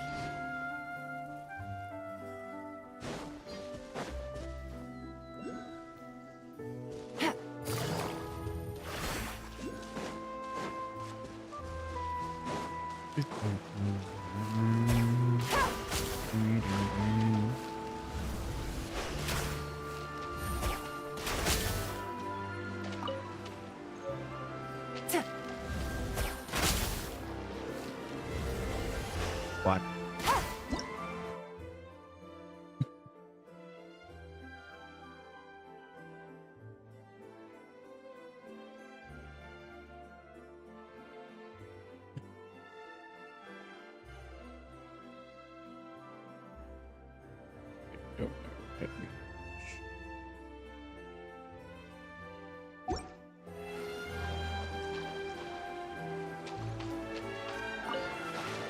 Oh.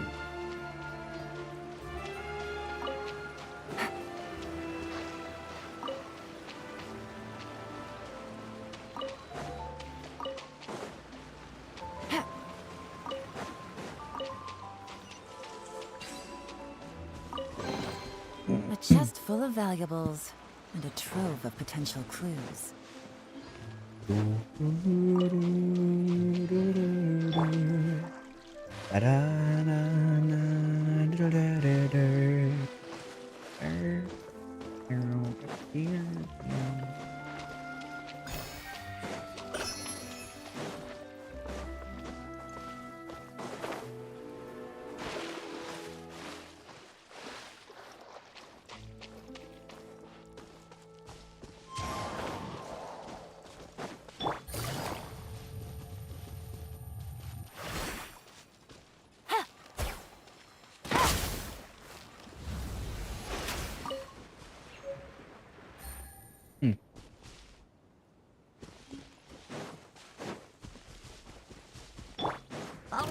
Into the wind.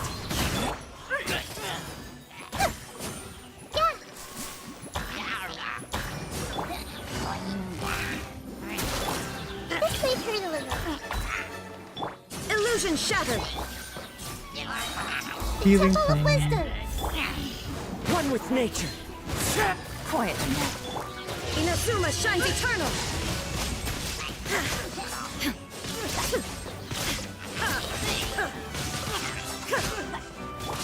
Sharing my knowledge. I see everything. The wind moves me. As one with wind and cloud. Busted. Things are about to get dicey. There is no escape. The Temple of Wisdom. Now you shall perish.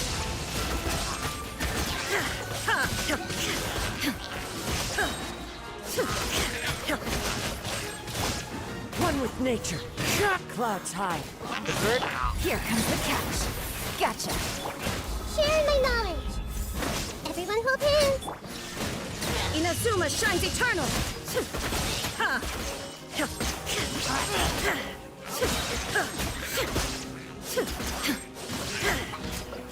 I see everything. Make yourselves at home. Quietly now. Gang's up. Fun. Keep doing this until Into the I wind. get full. As one with wind and cloud. Shine down. Torn to oblivion.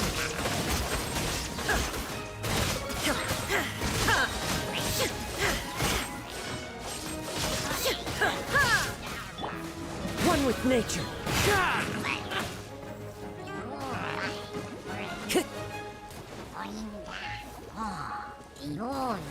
Into the wind. Clouds high. The birds call. That will work. The wind knows me.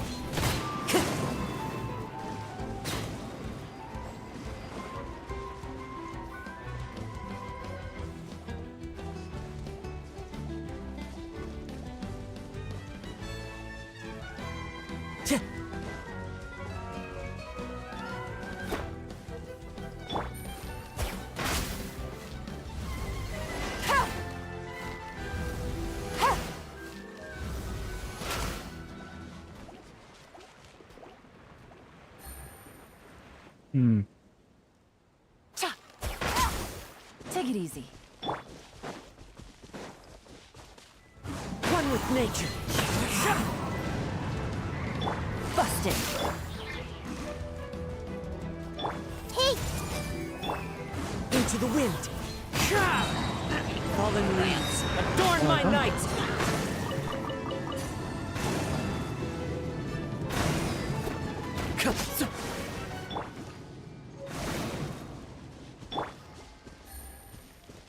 Illusion shattered.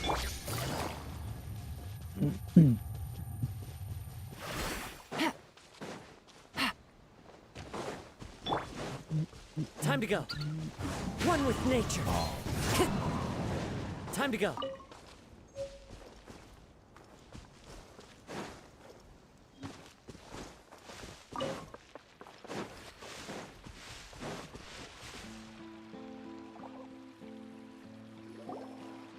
whoa.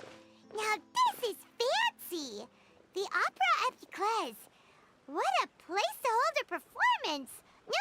Linny and Lynette were looking forward to it. Huh. Looks like there's a lot of people standing around the fountain up ahead. Oh, Archon, please bless us with a bright and healthy child. We pray. I don't know why you always feel the need to ask so much. I'll be happy as long as our child is healthy and lives a peaceful life. I guess if they're our kid, then there's no doubt they'll turn out smart. Maybe this is one of the customs in Fontaine. There sure are a lot of couples here.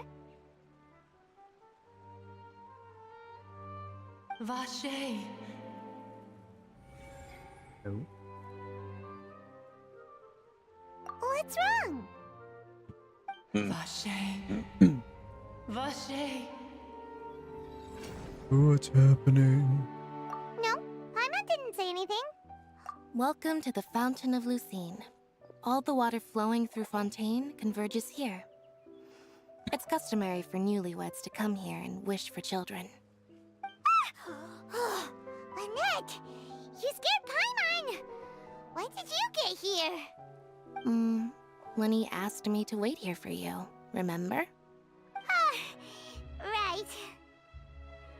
What do you mean? There are a lot of people here, right?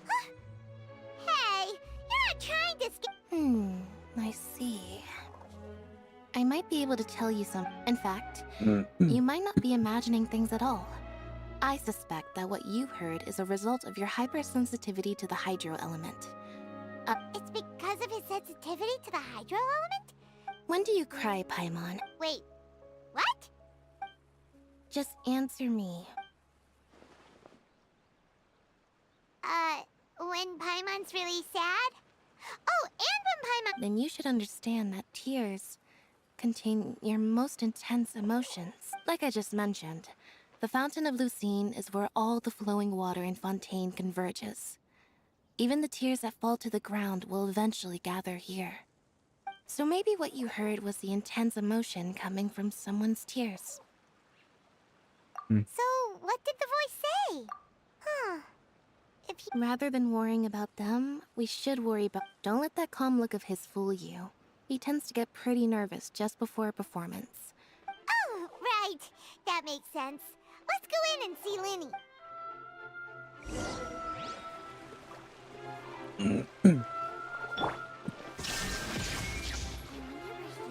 So many birds everywhere.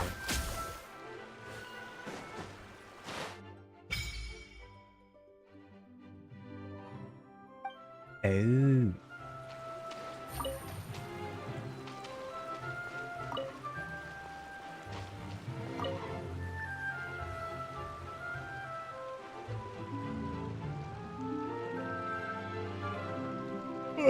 Very cool. Oh.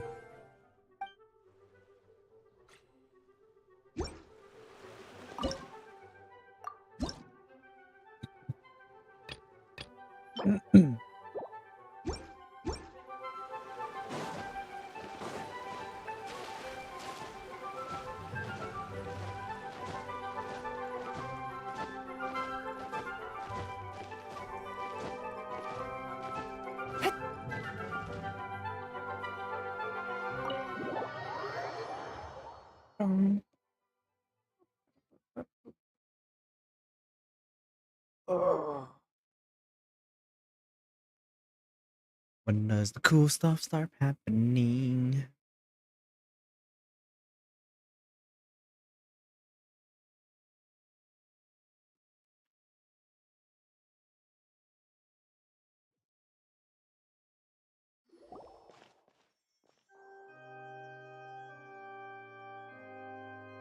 Ah, Traveler and Paimon, good to see you. I knew you two would come. Are you kidding? We wouldn't miss it for the world. We've been looking forward to it. Oh, there were people in chat. I can tell, I'm judging by sorry how for early responding. you've arrived. I did not even see. But you're actually Oopsie. right on time. The audience still hasn't started entering the venue yet, which means now is the perfect chance for us to take you to the best seats in the house. Wait just a moment. I'll fetch the tickets.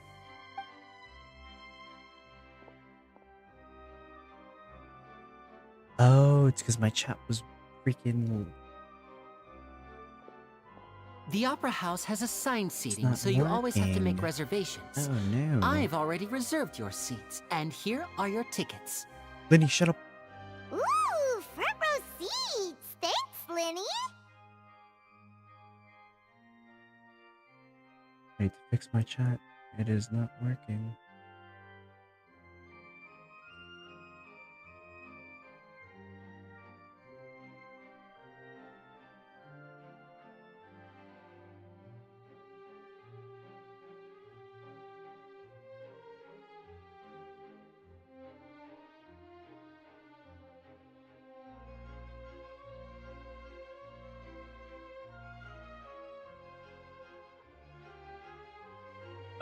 What did I do?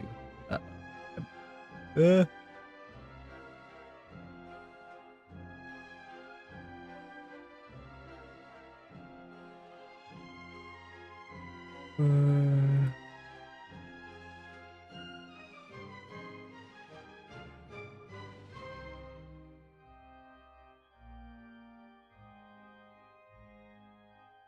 Why can't I see anything? Hold on.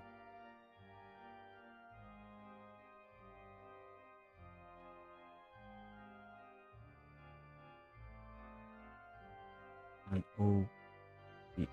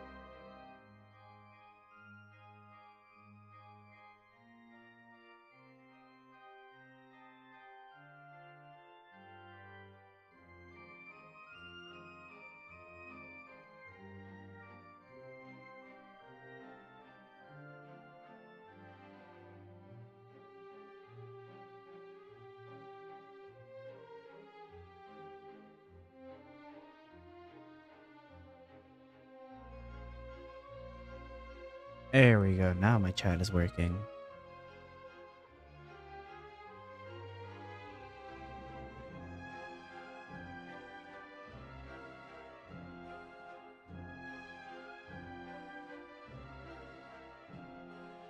Alright, let's continue. Don't mention it. There's no need to keep thanking me. Hey, Lenny! Could you come over here and take a look at this? Oh, I'll be right there. Seems there's an issue with the stage props over there. That's Cal, my assistant, calling me. I'll go lend him a hand.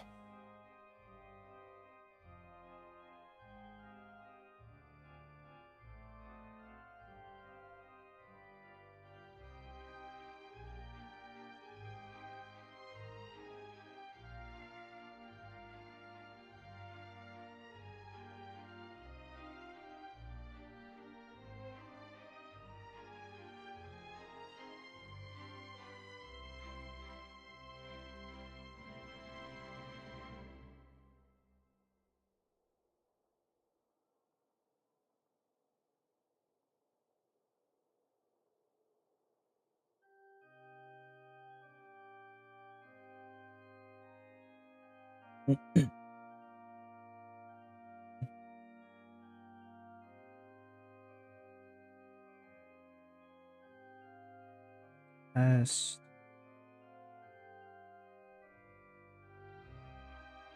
Okay, the chat works. It looks a little small though.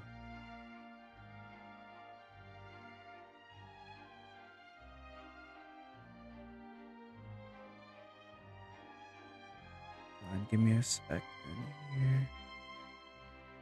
Oh, I should have set this up before. Whatever.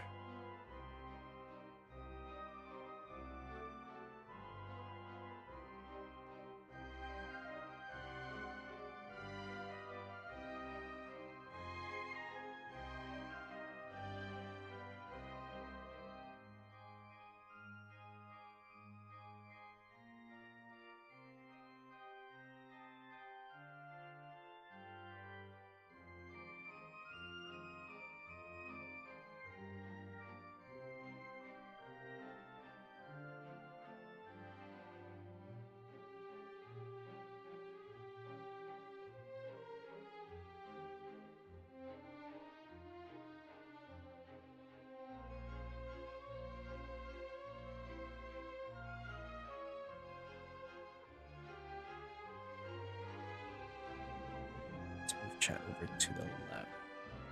Bigger. Oh, frick. That's not what I wanted to do.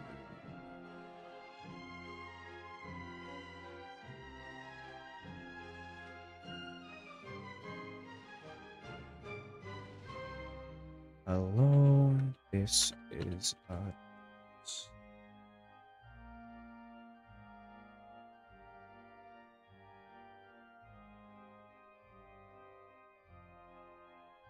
Check my stream.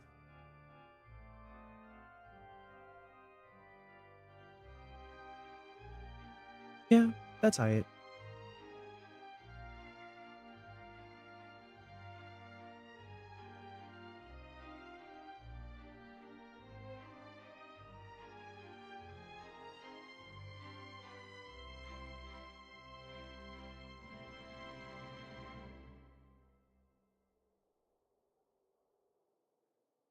Alright, let's move on. Yeah, we'll just go to our seats. You go ahead, Linny.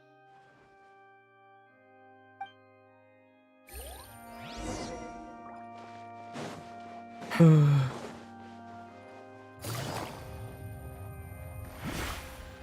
have not Take it been paying easy. attention at all, actually. Whoa, wait, actually, this is so cool. What the heck? Wow.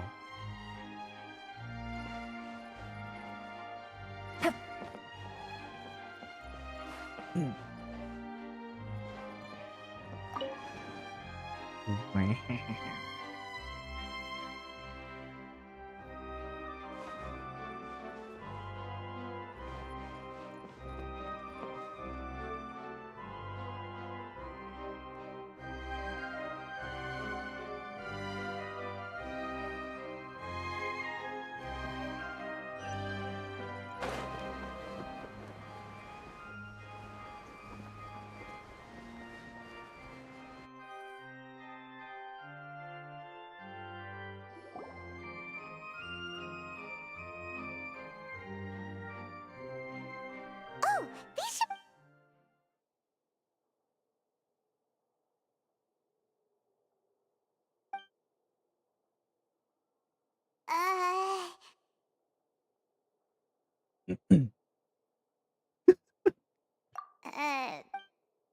Hey, man. Traveler, maybe we should strike. Ah, Excuse me, I did not realize you felt awkward. I am terribly sorry. That's I would cool be eyes. perfectly happy to chat with you if that is what you would like.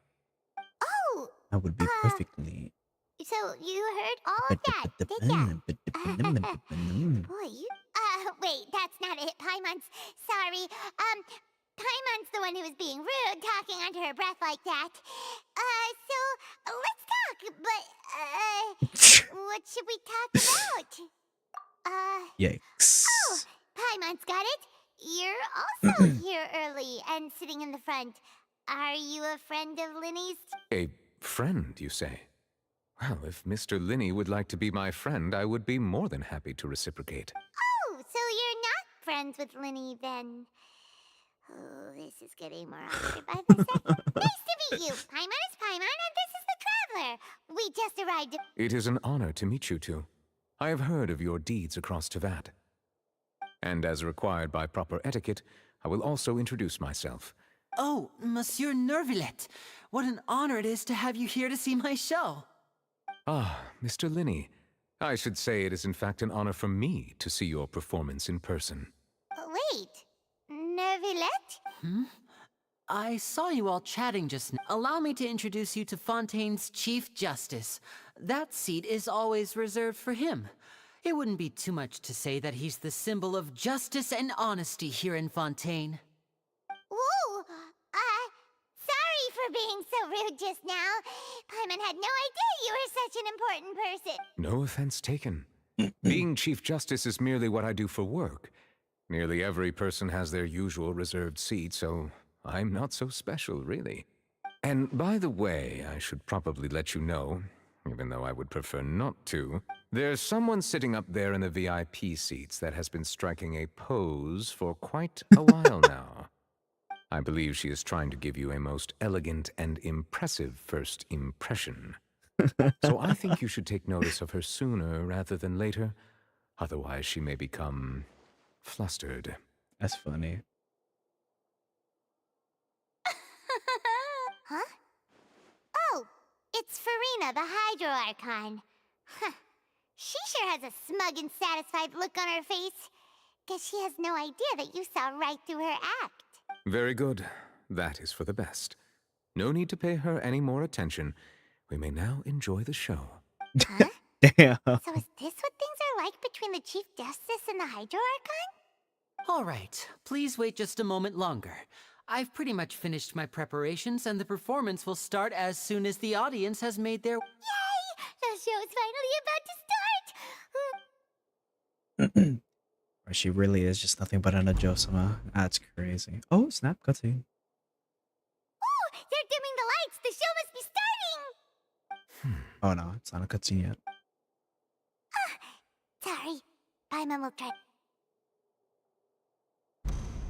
Welcome, one and all, to the Opera Epiclese. I am the star of today's show, Linny.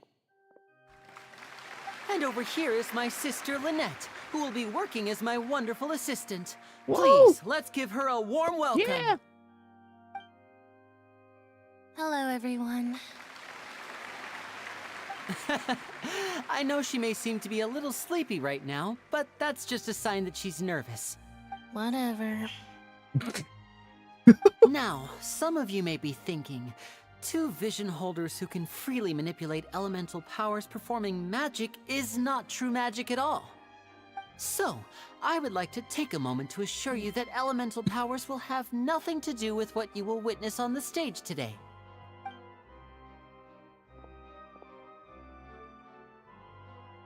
Both Lynette and myself have removed our visions for the show. That way, even the gods won't be able to help us. Oh, good point. That's what makes the show real magic. Now, without further ado, let the show begin.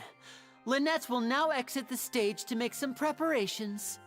I know you might miss her, but don't worry. She'll be coming right back on stage momentarily. Perhaps in an unexpected way. I'm sure she'll be stealing the spotlight soon enough. Oh, and before I forget, there's one more thing I should say. You never know what can happen in the blink of an eye.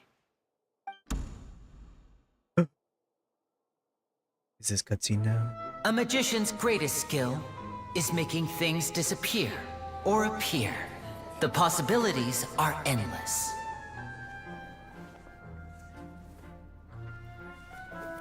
Huh?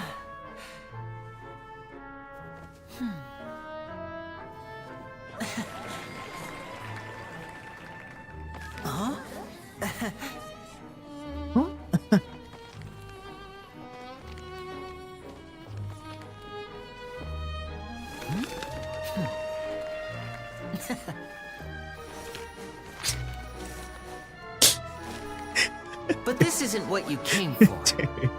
These little tricks, you've seen them all before. So it's time for something truly extraordinary, don't you think? This one's a little tricky.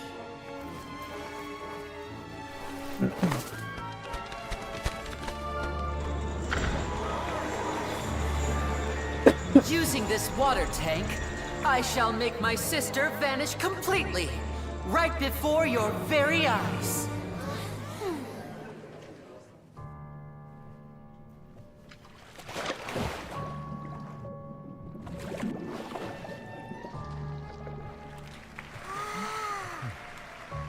It's actually quite simple.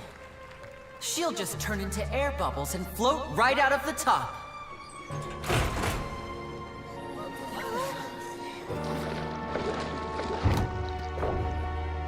Oh no! I told them to check all the props carefully. With the lid on, even air can't escape. An amateur magician would be getting very nervous right around now. Luckily, it's me on stage, so let me show you what a true virtuoso can do.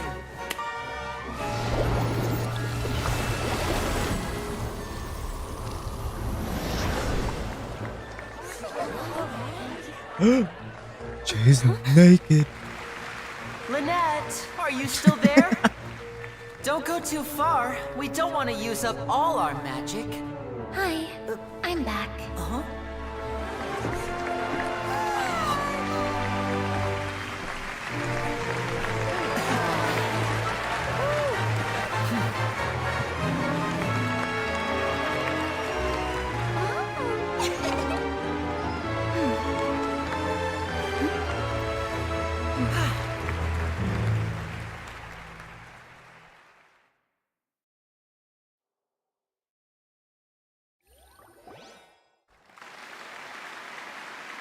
Whoa! What in the world just happened? How did he do that? Paimon didn't see him do anything.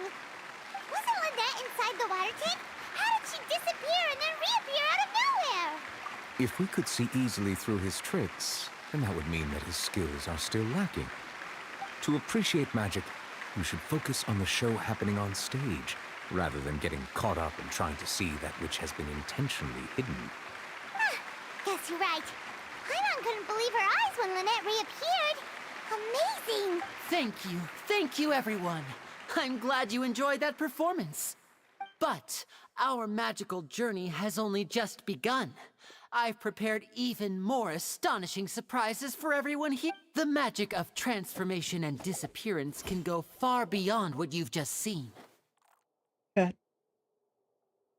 I'm sure many of you are thinking that escaping the water tank was impressive enough. But Lynette is still my assistant after all. In which case, I have ample time to make all necessary preparations. So, for my next trick, I will require the participation of one lucky audience Exclusive member. bundle. What is that? Please, if my assistants could bring out the magical boxes now. There are 2 boxes and only 2 boxes. One is here, and one is there in the aisle among the audience. I'm sure many of our clever audience members have sure, already man. guessed If our you're next willing to magic give the trick. code, go ahead, A put it in swap. chat. Our lucky audience member and I will each enter a magic box. After 1 minute, we will each emerge from the opposite box. Now please, everyone pay very close attention to the box you see here. Don't give me any chance to make a move. Wow! How's he gonna do this? Hey, do you think this is all magic tricks, or does Lenny have actual superpowers?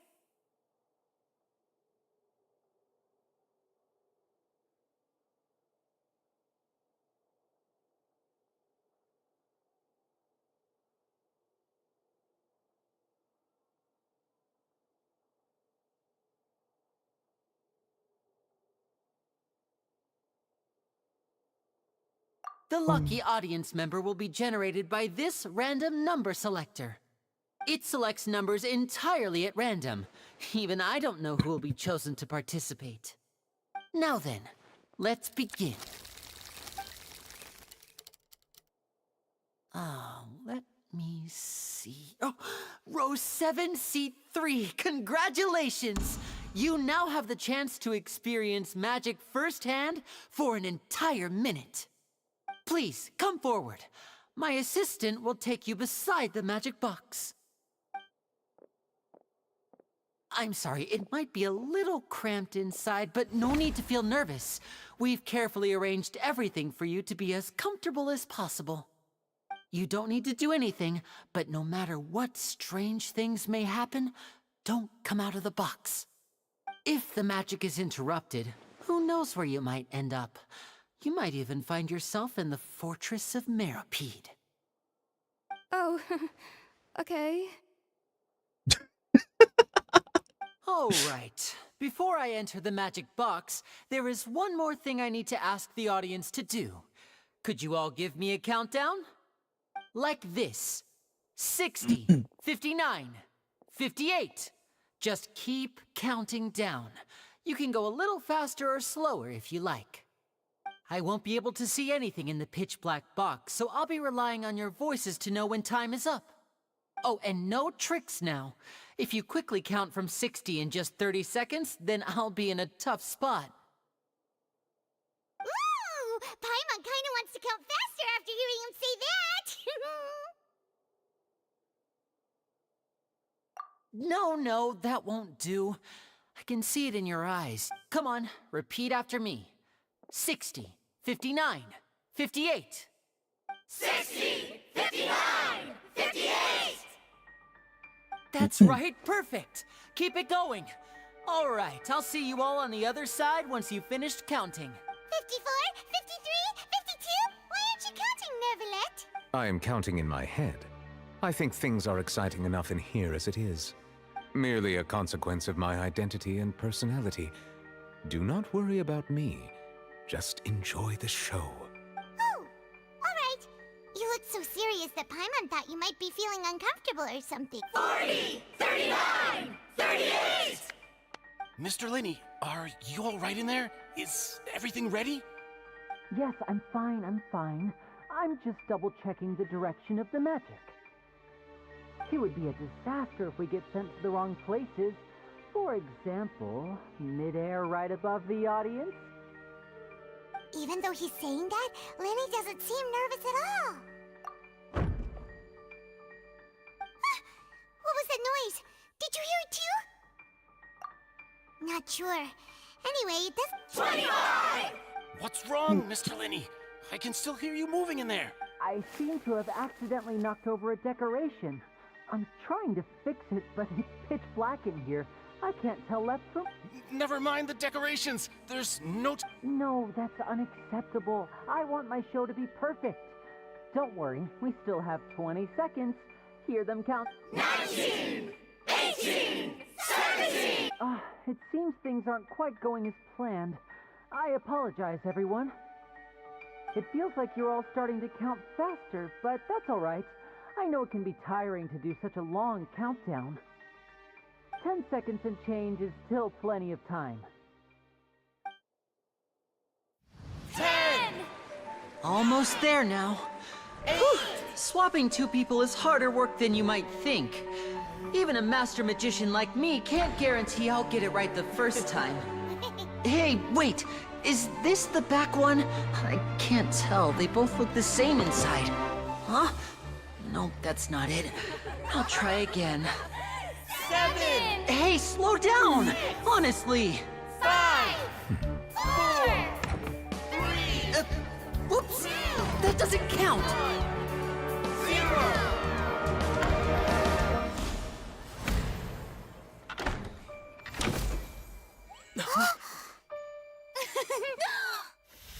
Ta-da! Magic!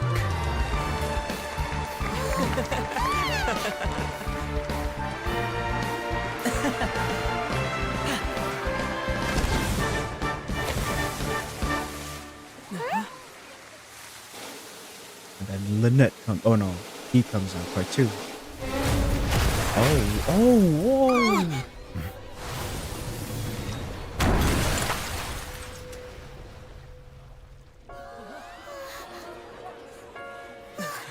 What happened?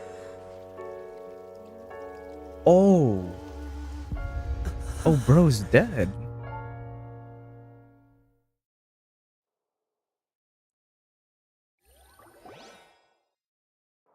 Oh, what the hell? Huh?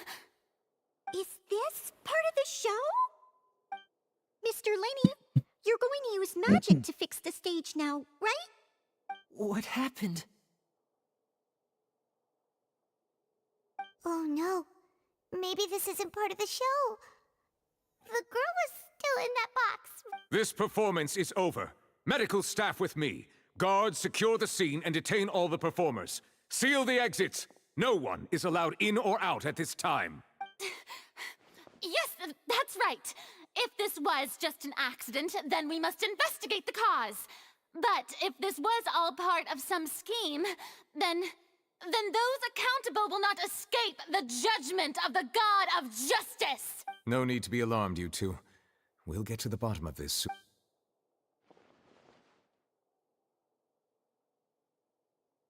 Unfortunately, the person who is in the magic box has been pronounced dead. His name was Cowell, one of the assistants in Linny's magic troupe. Apparently, the fireworks on stage ignited the ropes that were suspending the water tank, which then caused the tank to fall onto the stage. As of now, we are still not sure why we found Cowell in the box, rather than the guest from the audience. And after an initial search of the area, the guards have confirmed that the girl is nowhere to be found. It appears that this incident was not merely some mishap with the performance. And there are many indications that it is connected with the case of the serial disappearances of young women. The serial disappearances case? That's the case that Charlotte mentioned before!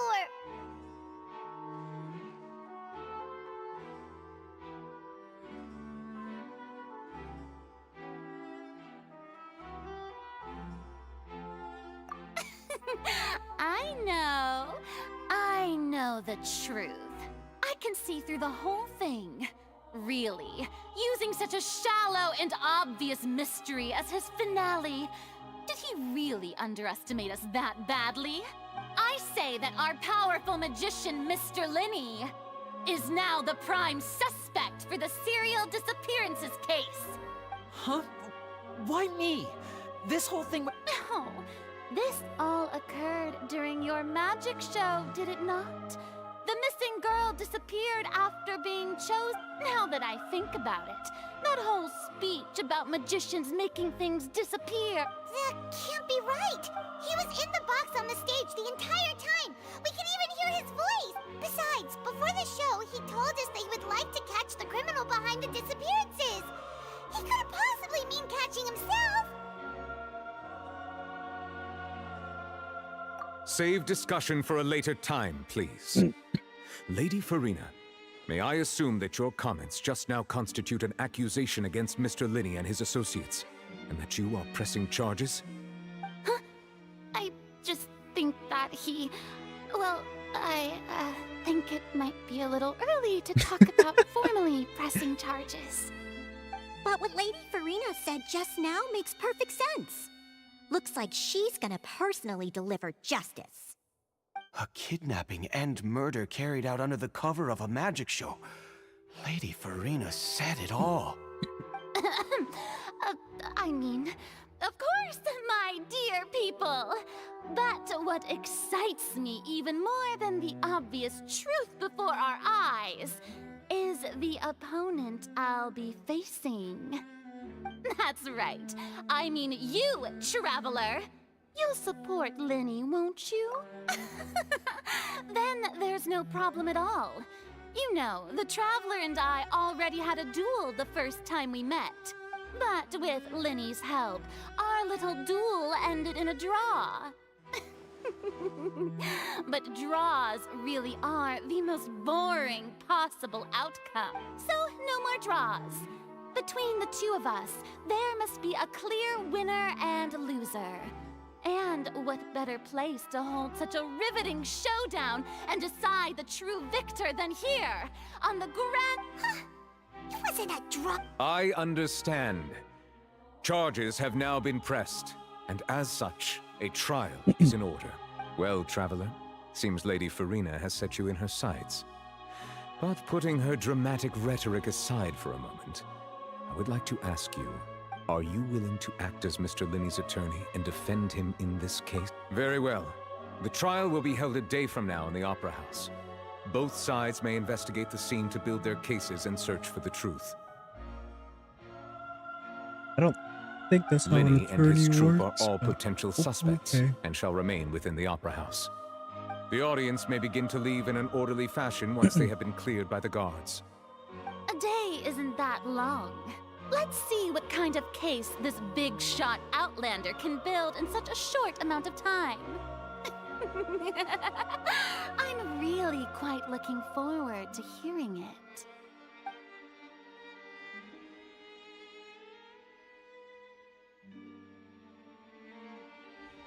Linny! Sorry about everything that happened. Of course! Who wouldn't be scared after witnessing an accident like that? Yeah, I'm a little shaken up myself.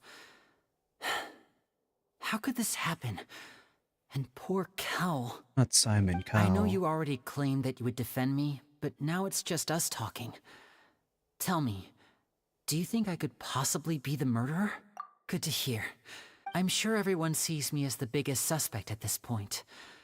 But if you ask me, the whole thing is mysteries layered upon mysteries. I don't know whether what happened there on the stage was purely an accident or not. And I don't know why poor Cal was in the box. As for how that girl chosen from the audience could suddenly disappear, I'm afraid I don't have any answers either. If someone tampered with my performance, then we need to figure out what they did. Even a skilled and knowledgeable magician like myself couldn't pull all that off in just 1 minute. Which is precisely why we need to investigate! As this book says, the impossible could not have happened. Whatever happened must have been that which is possible. Paimon bought them when we were reading at the bookshop in the city earlier. Pretty cool, don't worry. Paimon used her own... I think they look cute on you, Paimon. You have good taste, Lynette! That's the right attitude. Feeling depressed isn't going to help me now. I need to get back to... But with the guards watching our every move, it's going to be especially difficult for Lynette and I to prove... Good thing you agreed to be our attorneys. When someone Thanks just for literally that. got murdered. We'll be counting on you. Yes, thank you so much. I won't let you down. Yeah, just leave it to us. Oh, since we're going to start investigating, Paimon has a question. Ah, well... I'm afraid that would involve some of our essential... The secrets behind our magic are past saving. I suppose you're right. The truth behind our tricks is going to be important evidence that will be weighted during the trial. 'Tis truly a pity. As a magician, our magic show is a work of art. We've poured countless hours and spared no effort in... But if revealing our secrets will help you uncover the truth, we should go somewhere else if we're going to discuss our magic tricks. We'll go speak with the guards. All right, let's go have a look while the investigation teams are...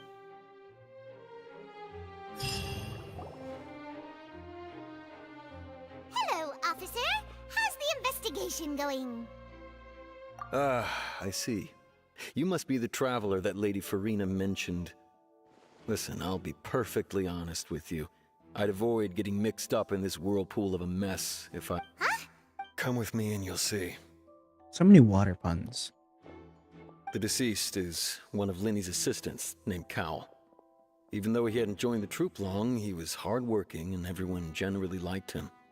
The assistants are usually in charge of setting up and inspecting the props, as well as assisting with the show and keeping the crowd The engaged. goofy body line, As bro. you What is that? probably saw when you were in the audience, the water tank suddenly fell and smashed the box with Cowl inside it. This is the real mystery. We've already searched the scene and were unable to find any traces of the girl.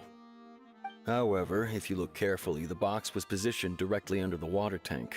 The ropes holding the tank were then burned by the pyrotechnics on stage, causing them to snap. All these factors lining up so perfectly makes it hard to see this as a mere accident. If anything, the more logical explanation is that the whole incident was intentionally planned, and But he doesn't have a motive. Are you both good? Well, you can't say we're good. So in just a short time, he was not only able to win your trust, but even I know there's no such thing as magic. The real trick of a magician is holding the audience in the palm of their hand. I've seen a lot of cases, and I can tell you that people are the least reliable kind of evidence. Sorry, I tend to be pretty straightforward.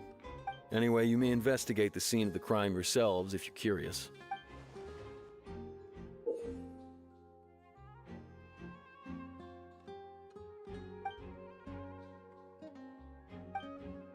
Murder mystery.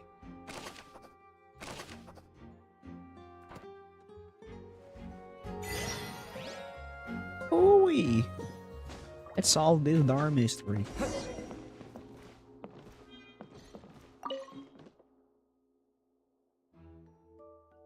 The broken magic box was left. Ah, wait. Oh, what the frick? I didn't get to read. Is it auto? It is. The broken magic box was left in the scene after the guards completed their investigation. Looking at it now, the water tank must have struck it really hard. No, well, no shot.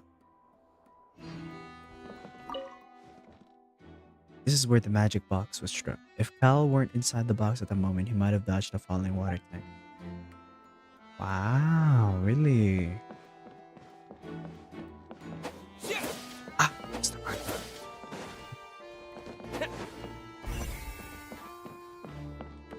Oh. So this is the rope that broke and caused the water tank to fall.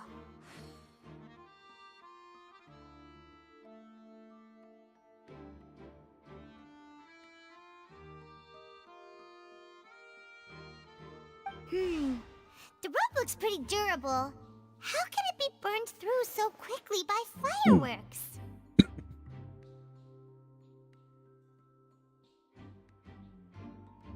Hmm. Why are you suddenly so serious, Traveler?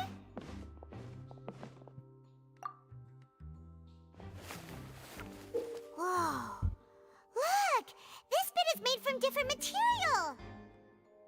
Most of it was burned away, but there's still a little bit of it left. Huh. So if a rope meant to hold something was made with that kind of material... Wait! Paimon...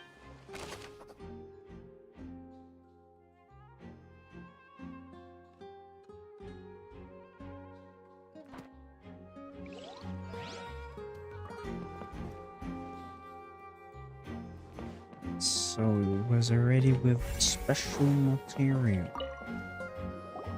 Hello there! What are you investigating? Oh, this location has also been cordoned off because the Magic Troop members are currently considered prime suspects. The investigation team is still collecting evidence. The seats were all booked in advance, so we were able to deduce the missing woman's identity by checking the guest list. Sure, it's not like this is confidential information. We will publish it later anyway when we petition the public to help us find the missing person. Her name is Halsey. She's a painter from Fontaine who's made a bit of a name for herself. Apparently, she wasn't a regular at the Opera House, but she'd been feeling some pressure with her work lately, which made her decide to come see the magic show. The Magic Troop members all claim not to know her. We have looked into her social connections. It seems that she has no personal grievances or conflicts of interest with the Simply put, she wasn't related to the Magic Troop at all, which matches the features of the previous. Were the victims of previous cases... That's how it seems to us, in any case. Apart from the fact that they were all young women of around the same age range, there really weren't any other connections between them. Okay then. No need to be so formal. If you do happen to see the missing, it is of utmost...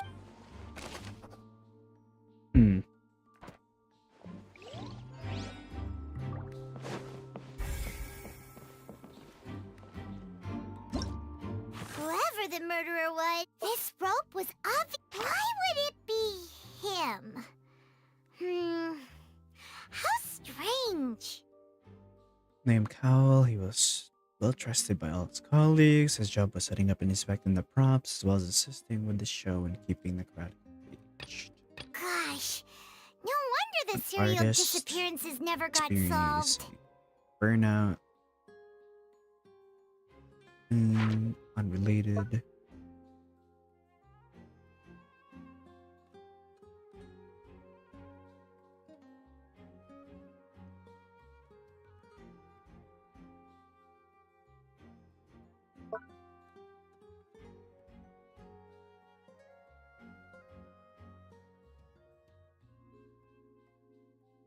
Flammable material. So it was already set up before it began.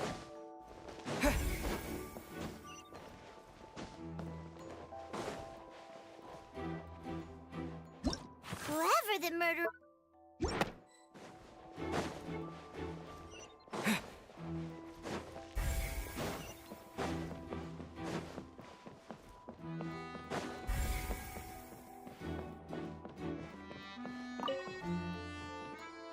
Go ahead, have a look around. In the end, we're both after the truth. I'm missing. Oh, this guy. The investigation team has some new findings. Turns out there's an issue with the random number selector after... See, I told you. What if the machine picked some big guy's seat? You think the murderer would have still made his move then? Sorry to interrupt, but we're helping Linny and Lynette with their side of the investigation. What were you saying about the number selector? It was You're trying rigged. to help them? That'll be a tall order. Lenny used the machine to pick a random member of the audience during his performance, right?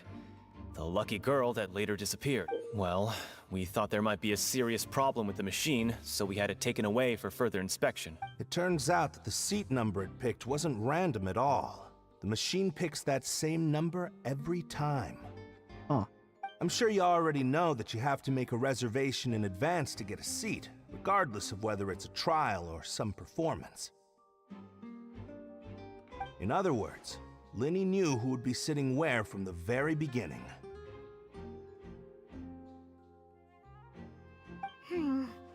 That much checks out. Linny reserved our seats for us, too. Bet you see why I was saying it'd be tough to make a case for Linny. Even though it's bad...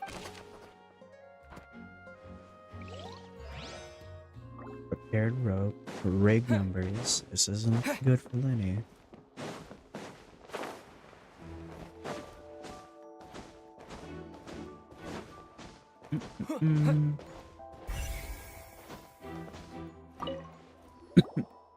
I see that you're investigating the area. Well, it just so happens, if you find any new and interesting leads, We don't have too many... then why don't I tell you my hypothesis first? The thud? Oh, you... Yes, exactly. It wasn't terribly loud, but I suspect that it's just that everyone was awaiting the results of Linny's trick with bated breath, so no one paid it much mind. But now that the incident has happened, I'm of the opinion that it may have been the sound of Linny's accomplice, Lynette perhaps, jumping atop the water tank or something like that. And when the pyrotechnics went off, she cut the rope, sending the water tank crashing down. Wait, wasn't the noise we... Perhaps the balance wasn't right, leading to a particularly rough... Oh, that's true. That does remind...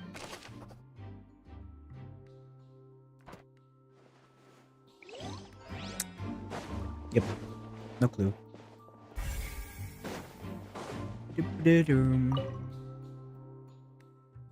Looks like an ordinary box, but Lenny somehow moved instantly from the stage to being inside of it.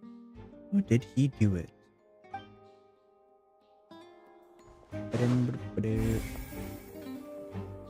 Should be one more clue around here.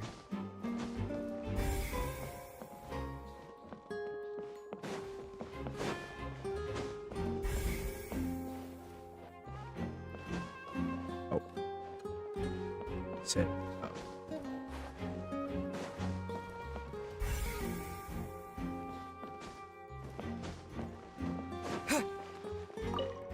Lenny's still talking to the guards. I think someone will be assigned to monitor us.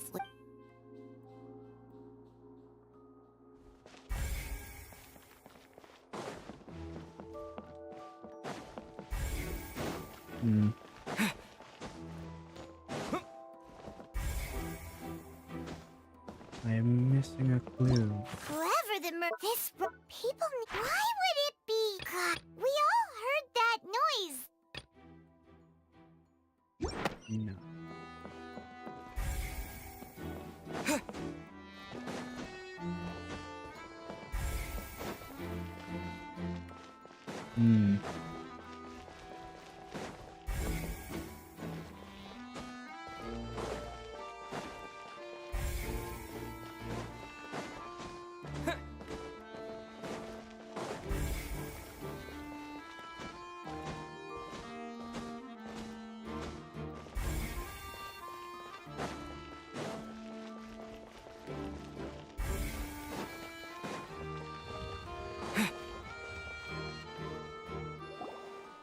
Hey, you!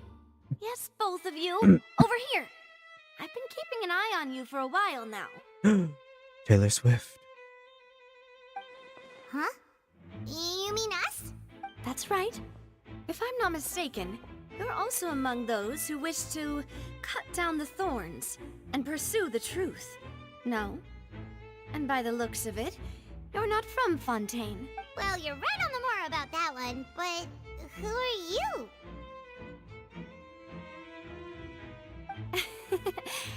Have you never heard of the Spina di Rosula? From mediating disputes and providing protection to solving conundrums, you name it, Spina di Rosula does it. And I, Navia, have the honor of being its renowned president. Though those who play by our rules call me boss. I'm Silver, her attendant. Pleased to meet you. And I'm Melus. Demoiselle's various daily needs and affairs are under my purview. Huh? Boss? Demoiselle? What gives with the... Well, I am the second generation president. Melus and the others are still used to my previous title. My apologies, Demoiselle. Should you prefer, boss, I will endeavor to use that instead. No, no need. You don't have to call me boss. Just Navia is fine. Okay, if you say so. Not that we're members of Spina di Rosula anyway. All merely trifling details. Never mind. Now, that's right. I've always kept an eye on the serial disappearance cases. My interest stems from a matter back from my father's time. Judging from the look of things, I find Linny an unlikely mastermind. Stars. Really? We think so too, but how did... Intuition, naturally. My unparalleled intuition. Farina sure was quick to point the finger at Linny without any decisive evidence whatsoever, wasn't she? But that's not uncommon for her. If you remember, the Justice had to interrupt her and ask if she was pressing charges just to keep her from getting carried away. Anyway, a trial begins the moment someone levels charges. And, of course, there was no way Farina was going to back down in that situation. Sounds more like you just... Well, what's your opinion? I must admit that she can be interesting at times, but liking her doesn't mean that I'll... All right, I've answered your question. Wait a minute, did that answer count? Well, I say it does. In your opinion, do you think it's right to treat a trial like... Well... And why would that be?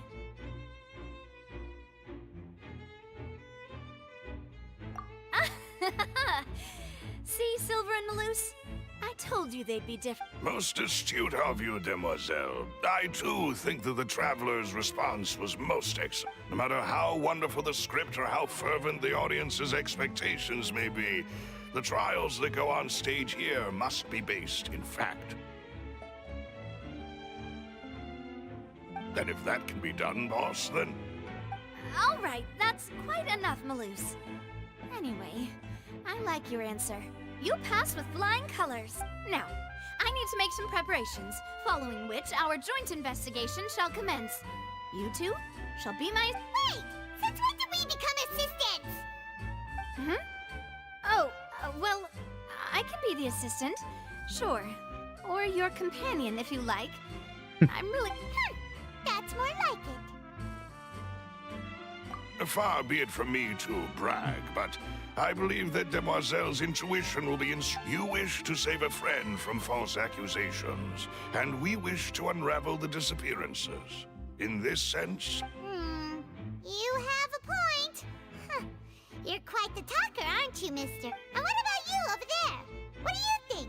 You seem like you've got something up... I have nothing to add. Oh. We'll be making some preparations first. Okay.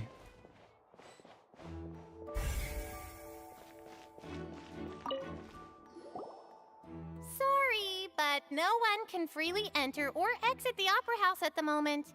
If you... No, we're not leaving. We're representing... Were you always guarding this Yes. After the Chief Justice gave the order, everyone coming in or out... So the missing girl couldn't have left from here. At least, not from that point on. I doubt there was much of... How can you be so... Well, because I was in charge. I couldn't see Linny's performance from here, which was... But still, I did not abandon my post. And I stayed put no matter how loud the applause was. If someone had so much as even approached... We Melusines are good at that sort of thing, you know. So, it's safe to say the girl couldn't have left through here. Alright, thank you for your help. This'll be useful info.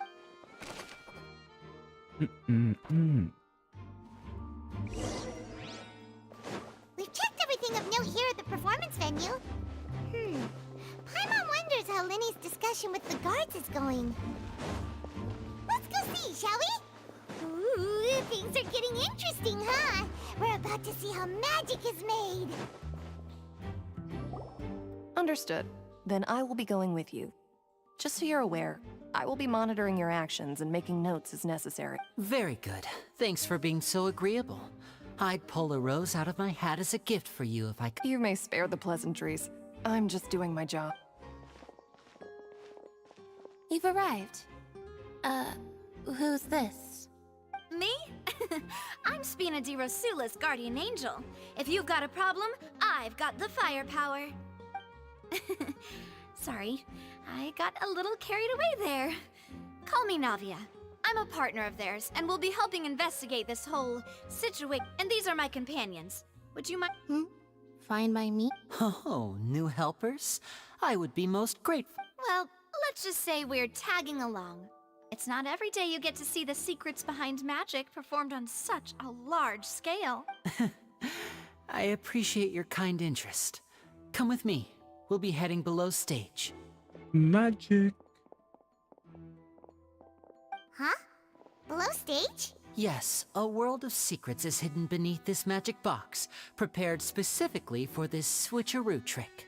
But before I reveal everything, you should have a look first. Notice anything strange here?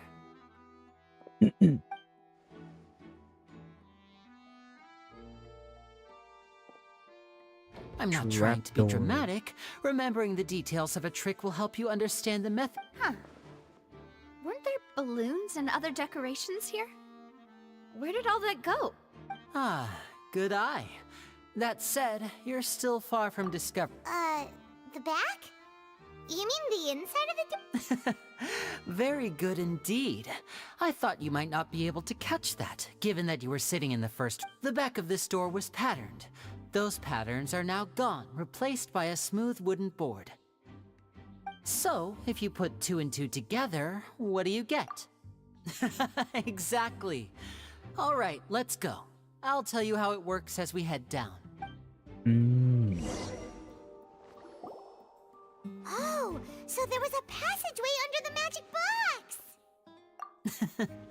I knew you'd figure out the 2 magic boxes are positioned right above the 2 entrances of the tunnel.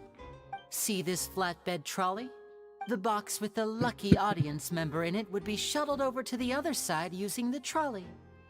This trolley can raise and lower and even rotate, ensuring that the box will face in the right direction. I see. So that's... Precisely.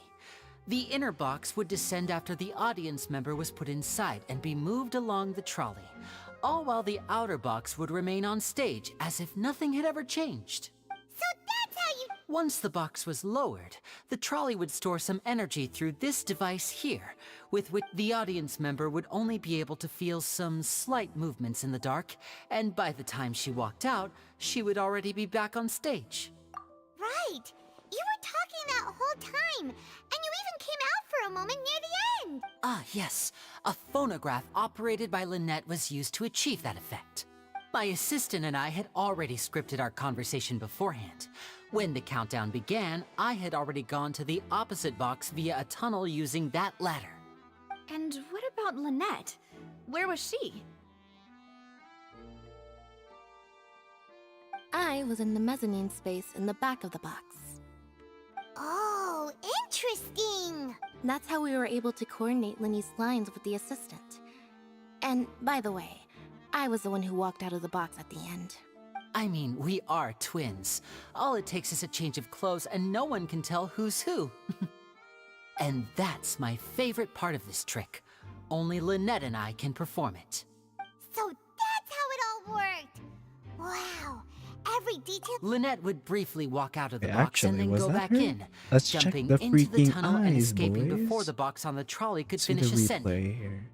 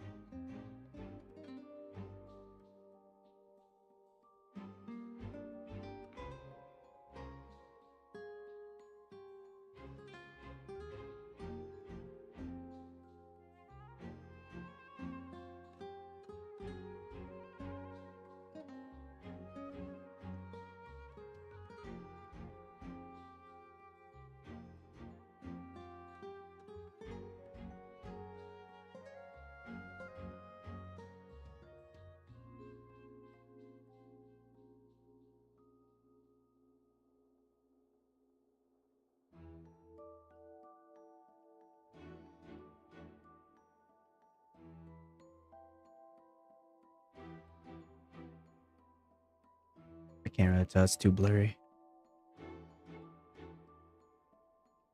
Try another YouTube video.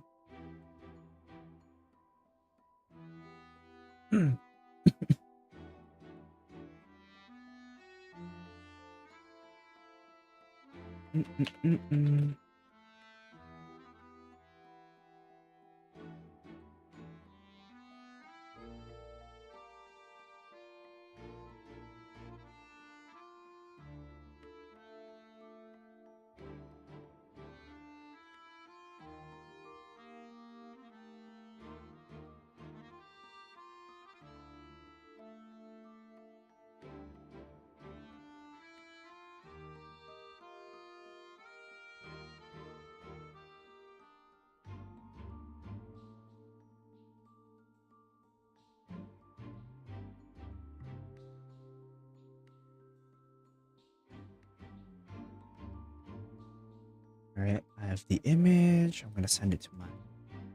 I'm gonna open that image and we're gonna enhance. Yep. Too blurry. Can't tell.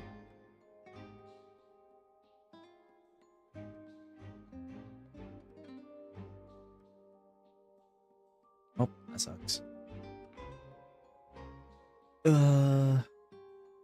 And then I walk out of the other box in the audience area, and the trick would be complete. The operative word here being would. But as you saw, Cal was in the box, not our audience member.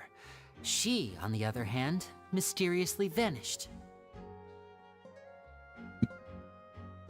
We really don't know how. If not for that interlude, this would have been an astonishing trick. I probably never would have figured out how you pulled it off. And yet, to think that someone was able to use this magic trick to commit a crime. Could we have a look around? I think we can come up with some more. This is the scene of the crime, so Linny and Lynette are not permitted to stay here. I'll escort them back up. Yes, of course. No need to be so strict now. I won't disappear into thin air, you know. Thanks, everyone. Work.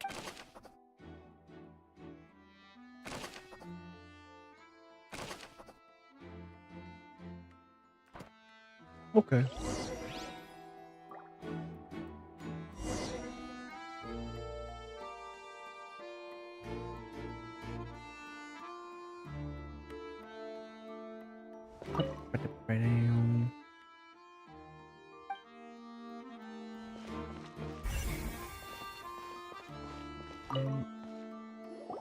Oh, these are the clothes that the lady chosen from the audience was wearing, right?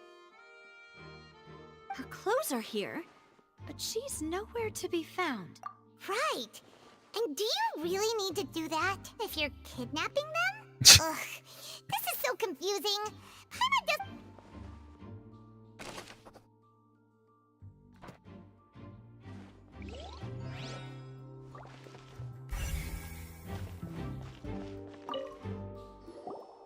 The floor is wet. Please be careful not to slip.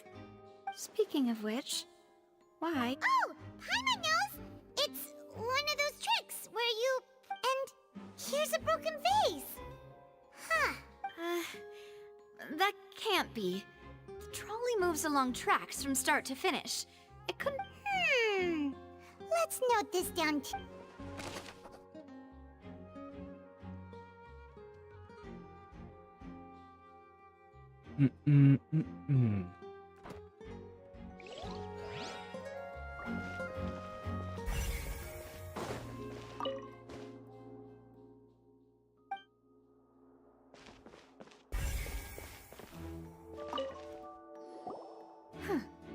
What's this?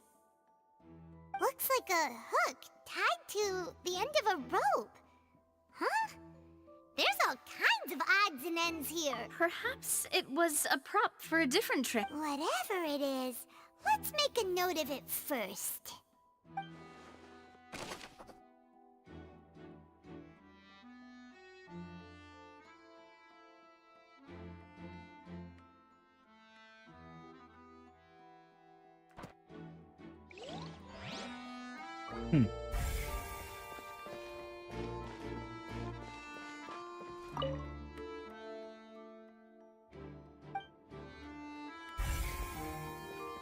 Grappling hook, broken vase, and she was stripped naked. I've solved the case. Yep. And that's how the cookie crumbled. Oh, event. What is this place? Among Us. It seems someone could fit through here. Huh. Alone, perhaps. But there are no other ways in or out of here. Oh, you're right! Let Paimon write that...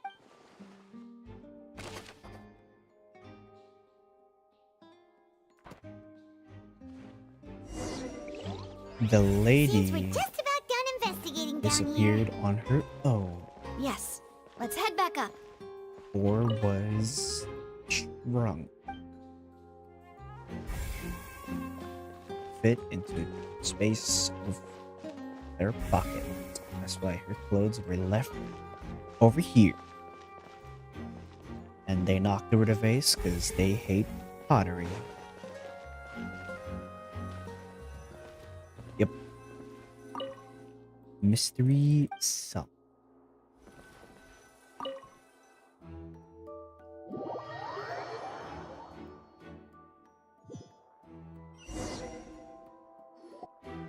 Well, we've asked her. Let's find a place to sort out our findings once Malus returns. Seems to me that there are several things that don't add up here. Apologies for the wait, Demon. So, what did the guards say? Did the criminal... They believe the odds of that are very low, since the vent leads to the Opera House. The guards have checked the area carefully.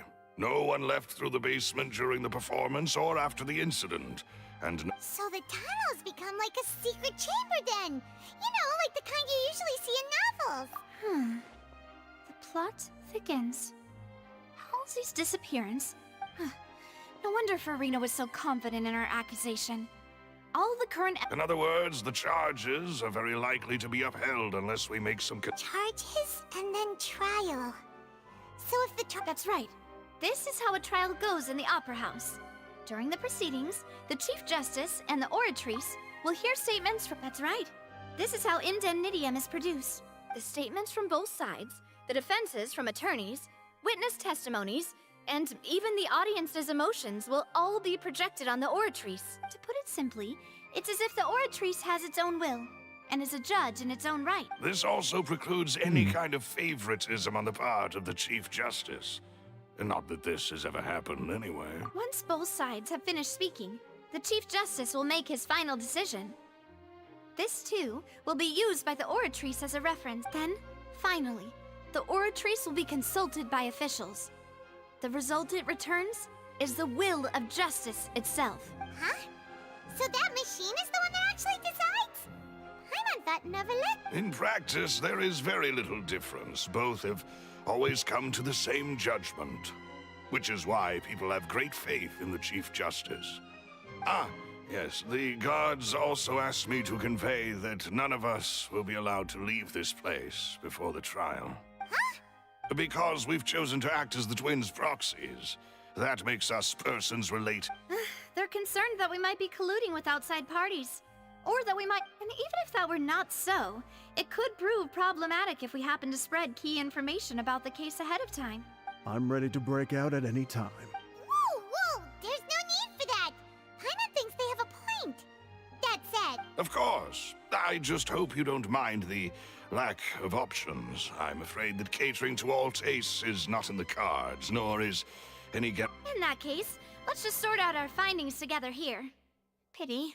I was hoping to take you to try some of Fontaine's famous dessert. I mean, what better way to properly think through our findings than over some tea and sweet? Huh. Breaking out suddenly doesn't seem... Just kidding! Just kidding! Paimon will still do her best, even if there are no snacks.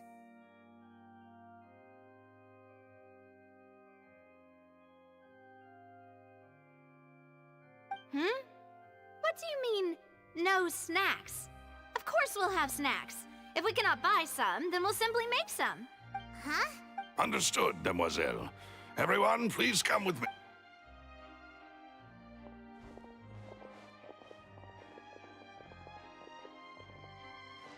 Wait, you're carrying a portable stove? Yes, I must be prepared to meet the Demoiselle's baking needs whenever the fancy strikes. I have eggs, sugar, and almonds at the ready. Good work, you two. Then I'll get to it. These three are quite the interesting group.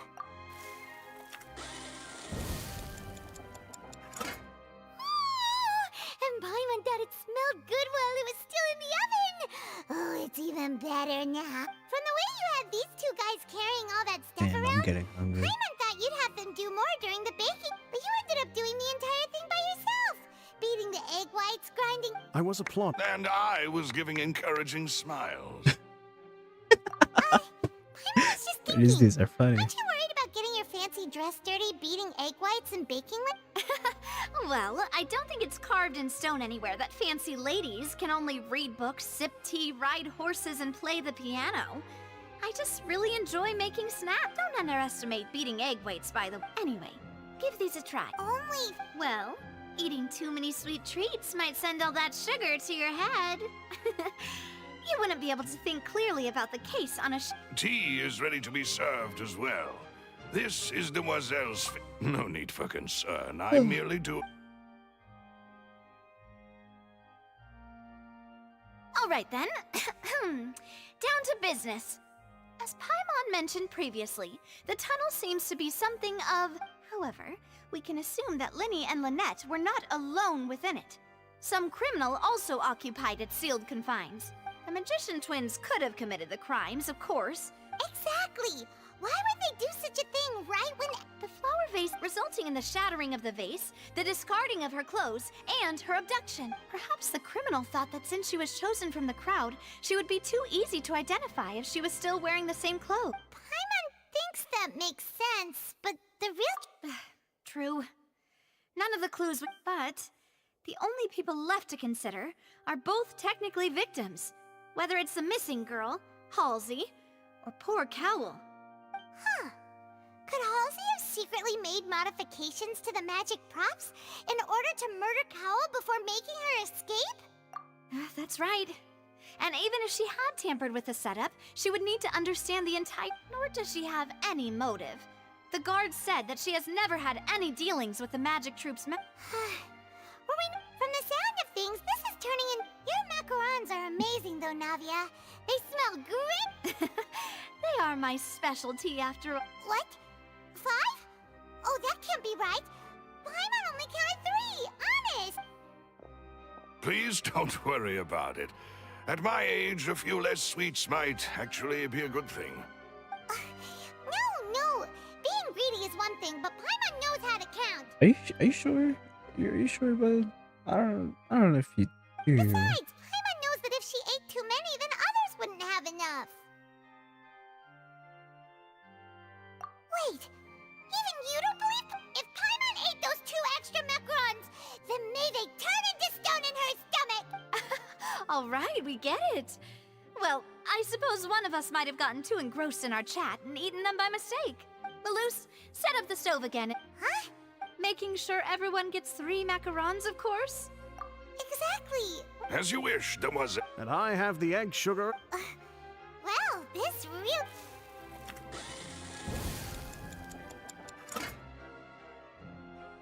Well, that's it for snack time. I'm going to have another look around the area. I don't know what we're looking for yet, but we've still got some time. As attorneys, I suggest the two of you think the case over again. It would be awkward if you got all tongue-tied on stage during the trial. All right, thanks for your help. It was nothing.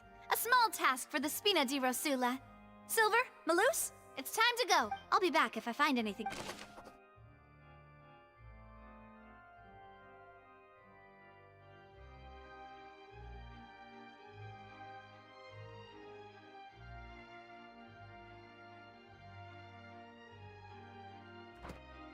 All right, it's time to put our heads together. We've got to get our defense ready for the trial.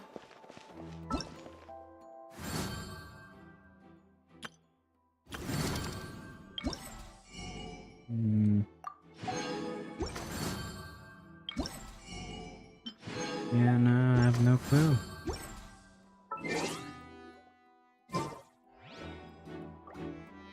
Oh, it's probably gonna be a long...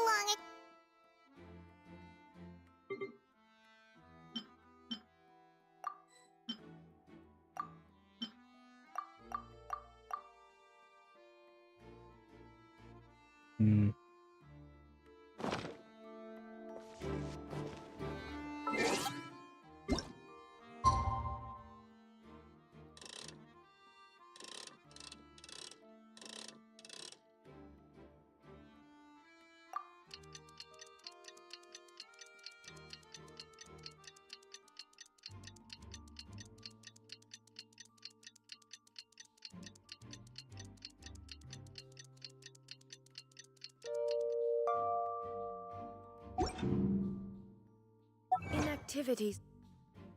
Inactivity serves no purpose. Nope. Purpose whatsoever. There is no escape!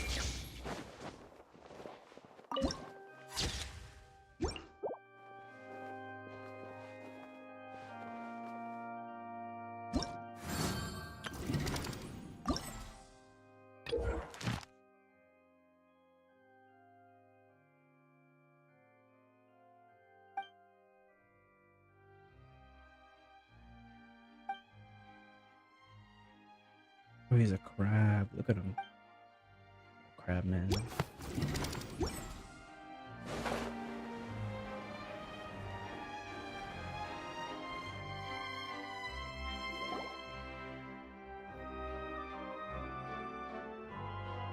do we do? The whole situation is so confusing.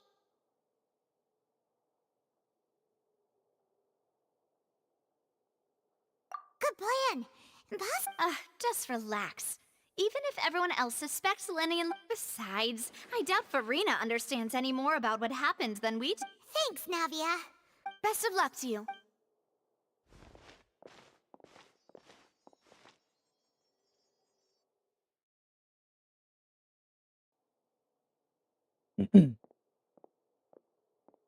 Ah, finally, you're back. Well, how did your... To be honest, you might be No, we're already very... Well now, don't you all look disappointed? Don't tell me that your investigation came up, and that was to be expected, of course. But don't let that stop you. I shall be terribly disappointed should you, Since both parties are present, I declare that the trial regarding the magic show incident is now in session. Firstly, in order for the audience to understand the causes and results of the incident, could we please have Mr. Linney explain the trick? Yes, of course. I will explain while Lynette demonstrates on stage. All the necessary items have been prepared. Thank you, Mr. Linney. In that, you ran to and remained hidden within the magic box in the audience stands once the trick began, and thus could not have committed the crime. Yes, that's correct. In that case, I call upon the prosecution. Lady Farina, do you wish to refute his statement in any way? Why, of course I do. Allow me to take the first shot and break this case wide open. Mr. Lenny is clearly lying. Oh. Objection. There is no way you could have been in the box the whole time if you were to abduct Halsey and murder Cowell. In fact, I'd say you were hardly in that tunnel at all. That is simply your hypothesis based on the presumption that I'm guilty. Oh, is that so? And if I may ask, what did you hear while you were inside your box?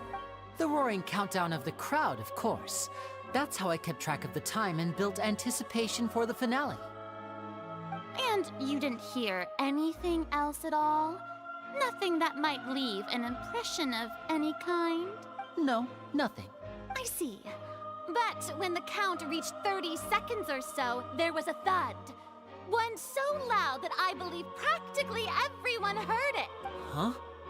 Hey, hang on. Yeah, I'm sure he could have heard a noise that loud from inside the box. I was right by the box and I definitely heard the thud.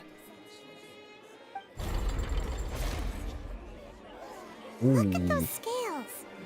Could those mean... Well then, ladies and gentlemen, allow me to use the words of the magician himself. You never know what can happen in the blink of an... Of course, I have armed myself to do far more than smash your alibi. Confidence cannot go unfounded, and my foundations are rock solid. Tell me, aren't you and Lynette actually from the House of the Hearth? Cinematic bars. The House of the Hearth? Split screen.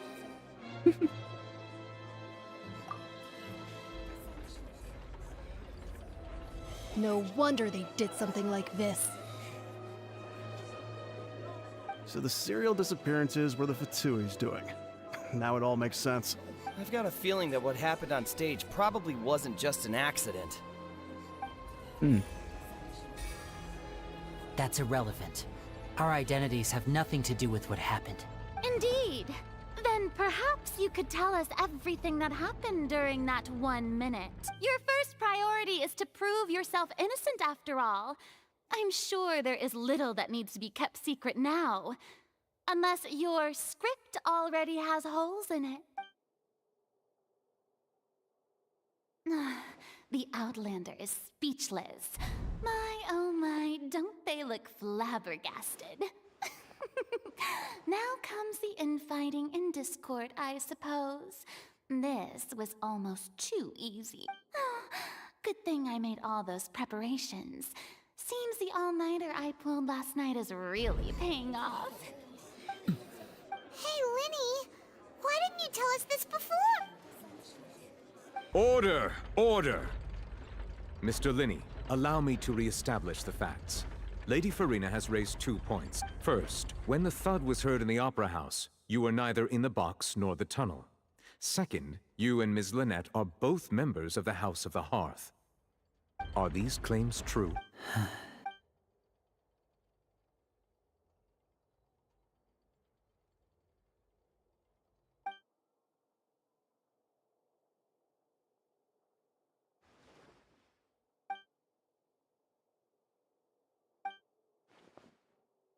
Please answer my I'm sorry. Yes, they're true, Your Honor. I knew it! Well, that's it. We might as well move on to the sentencing. What should we do now? Granted. My client has withheld some key information. In that case, what is your request? Damn. Is that really necessary? The defendant deceived their own attorneys. What is there left to discuss? Order! Your request is reasonable, and we shall adjourn. This trial will reconvene in 1 hour. So, you would stick to Mr. Linney's defense even after knowing what you do now. You certainly have more professionalism than I thought. In that case, my dear audience, let's allow the joy of victory to steep for a little while longer.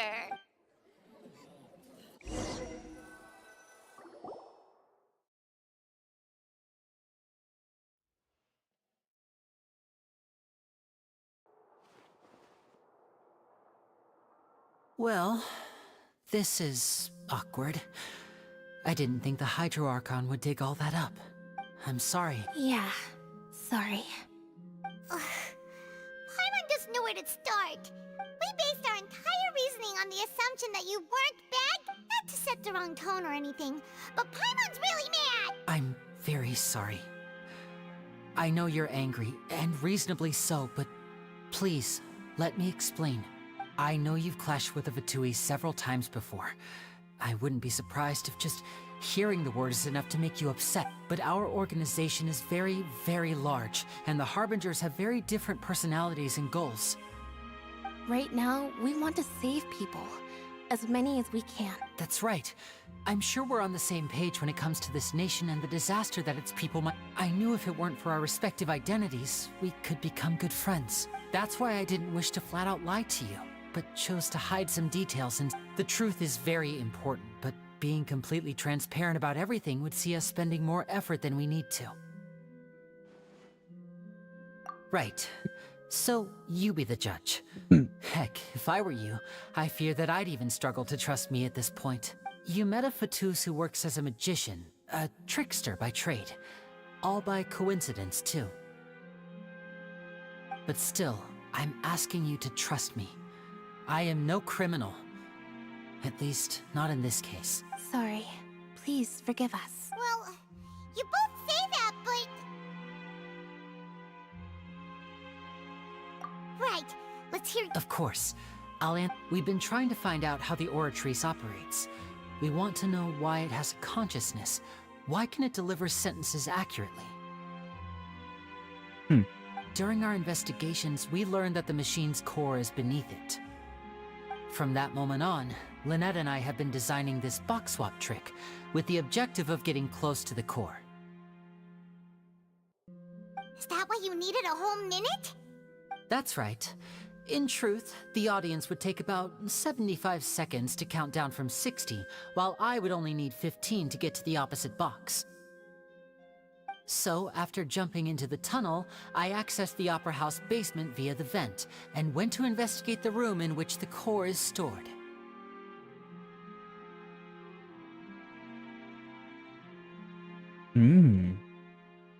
That air vent was created during the construction of the tunnel specifically to execute this step. Well, nothing.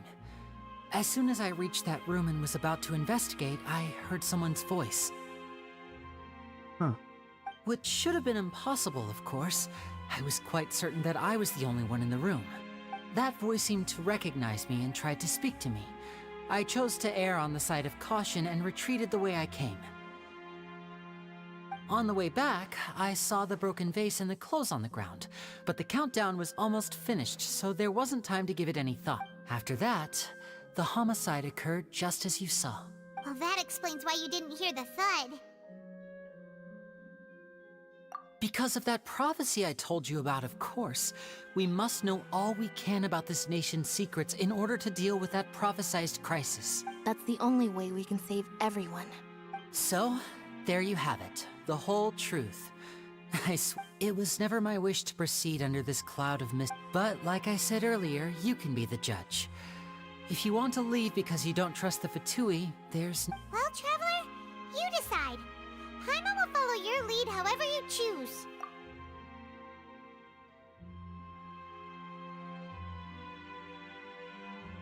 Okay. Thanks for giving us a chance. The current problem is that the scales are tipped pretty bad. If we want to refute the Hydro Archon's accusations, we're gonna need a serious...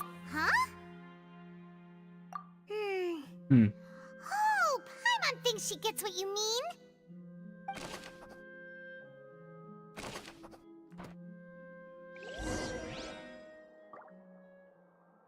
Hey. Interesting.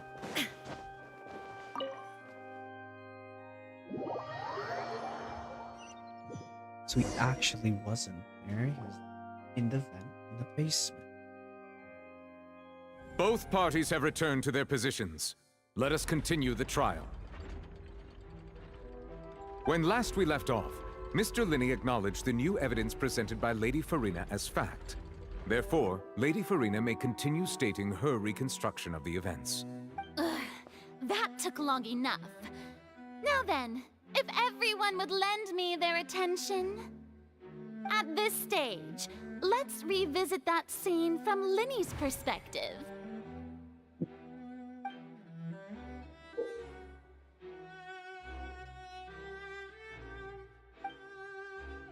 Oh! Clues in their investigation to refute any erroneous assertions of the fact. Replace them with new. Use your refutations to convince the audience and obtain more support from the people. The oratress will display such shifts clearly. When you find and refute all incorrect content, you can complete the cycle of refutation and unveil the truth. As the countdown began, he entered the tunnel. When the flatbed trolley passed, he opened the box and got into an altercation with Halsey, which caused the loud thud. He did not realize that the sound could be heard by everyone in the opera house, which is why he claimed earlier that he could not hear the sound.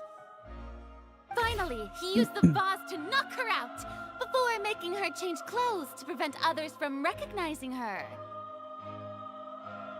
At this time, Cowell arrived in the tunnel, having heard that strange noise, and caught Linney red-handed. So Linney proceeded to knock him out too before stuffing him into that box. Afterward, Linney passed the unconscious Halsey to his accomplice through the magic box in the audience stands, before operating the devices such that Cowell's death would be ruled an accident. And there you have it. That's the truth behind what happened. Does the defendant's side have any objections to Lady Farina's description of the events? The key to refuting Lady Farina is the order of events, what Linney experienced, and what he saw.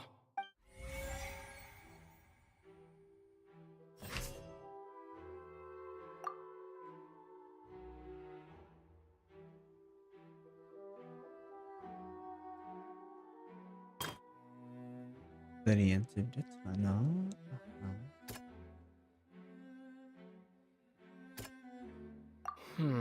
Seems this... What?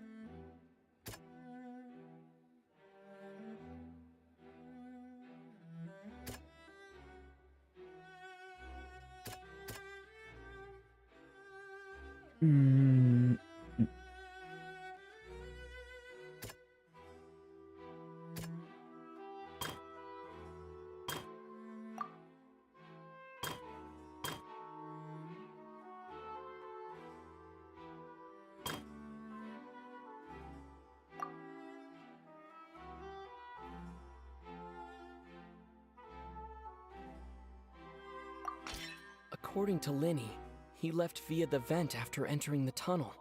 He couldn't have had that altercation with Halsey.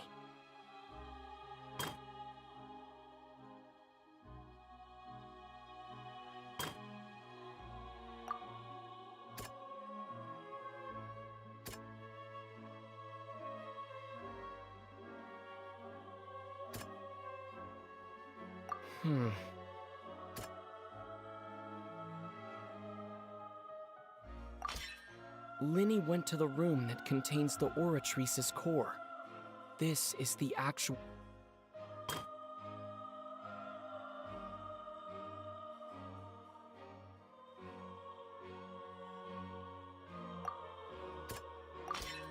Linney did not... Attention! Ace Detective Paimon has something to say! When the countdown started, Linney did indeed go into the tunnel. but he immediately used a vent to access the Opera House basement, which is where the underground core of the Oratrice is stored. Once he reached that area, he heard a voice in what should have been an empty room. Since he felt something was amiss, he returned immediately. The crime scene had already developed by the time he reached the tunnel again, and in order to complete the magic trick, he did not remain there for any length of time. Finally, he reached the surface, and that was when the accident happened from his point of view. Therefore, he's innocent! Skadoosh.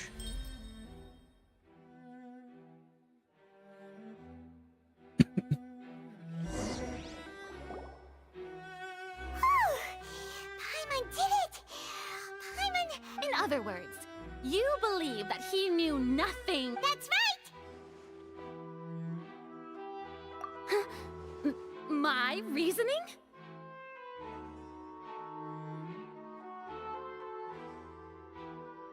If that's the case, then if Cowell hadn't entered the tunnel, who was the entire setup meant to kill?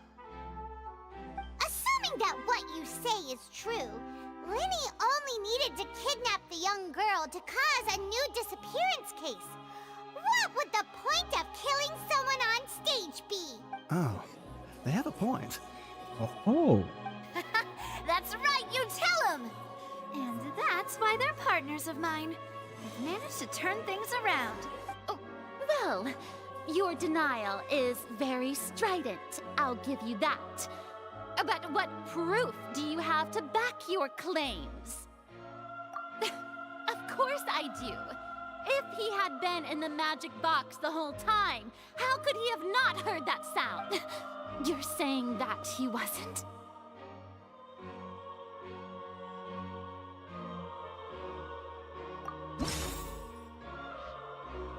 Oh, I missed one. Where?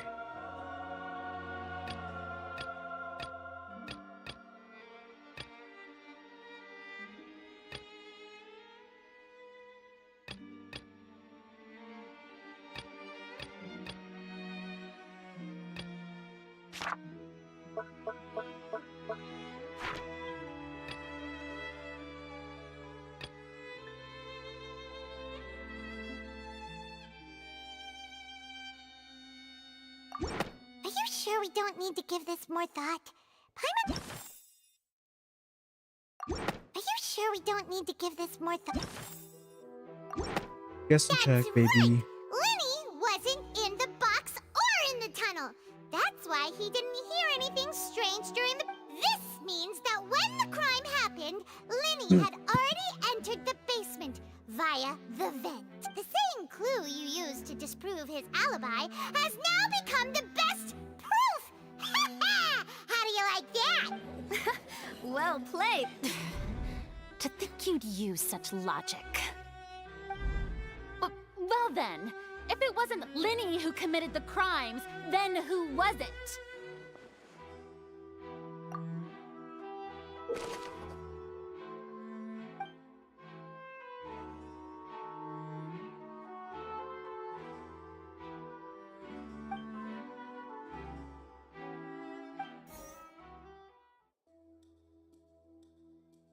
The guard's investigation report indicates that the fireworks released near the end of the show ignited and burned through the rope, suspending the water tank above the stage. This caused the water tank to fall and kill Cal in the box below.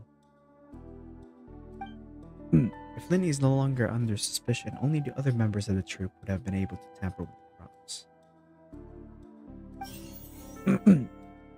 Linny gave a detailed account of how the trick was supposed to work.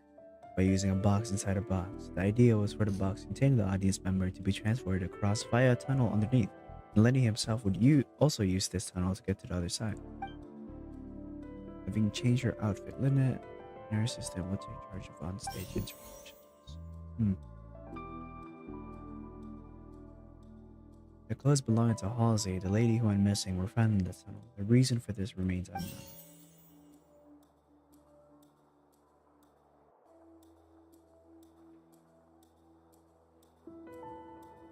Halsey is the missing person and an ordinary audience member.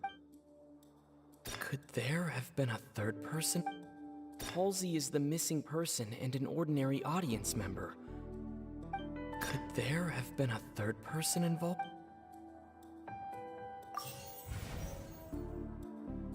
No?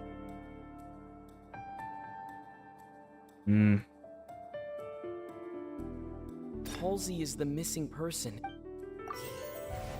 What? It was Cowl? Ain't no The way. deceased's name is Cowl, Linny's assistant.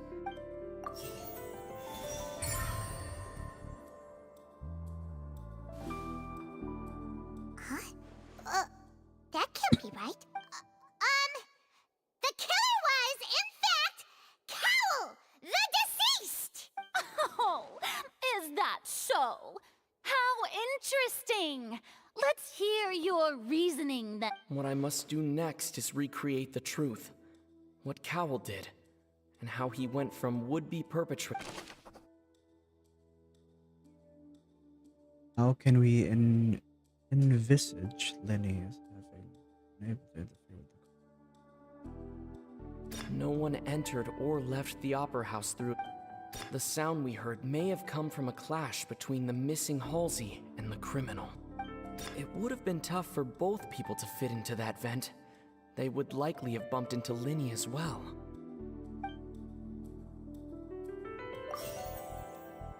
Linny was not in the tunnel at that moment, which gave up. Linny was not in the tunnel at that moment, which gave our criminal ample time. It would have been tough for both people to fit into that vent. Linny was not in the tunnel at that moment. It would have been tough for both people to fit into that. The deceased's name is Cowl. Halsey's clothing was in the tunnel, so there must have been some fear that she would attract attention. Ooh. The sound we heard may have come from. It would have been tough for both people to fit into that vent. They would like. No one entered or left. It's the vent. It would have been tough for both people to fit.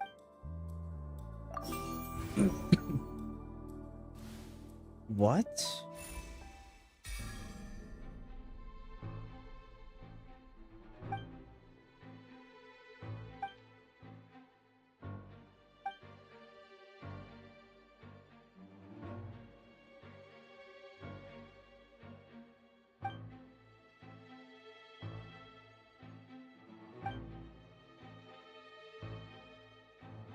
What's wrong, Traveler?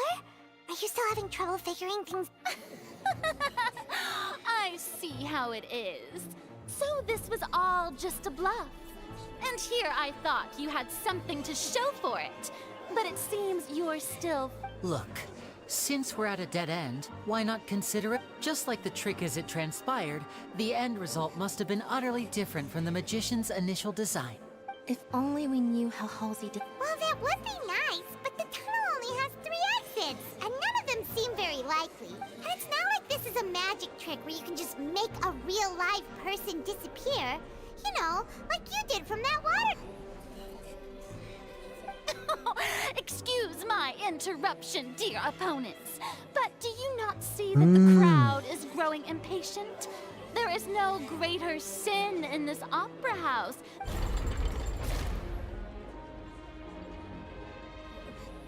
If the defense is unable to make further effective arguments, we will move on to the next stage of the trial. Hold on a sec. Linny was not in the tunnel at that moment, which gave our criminal ample time. The sound we heard may have come from a clash between the missing Halsey and the criminal. The deceased's name is Cowl, Linny's assistant.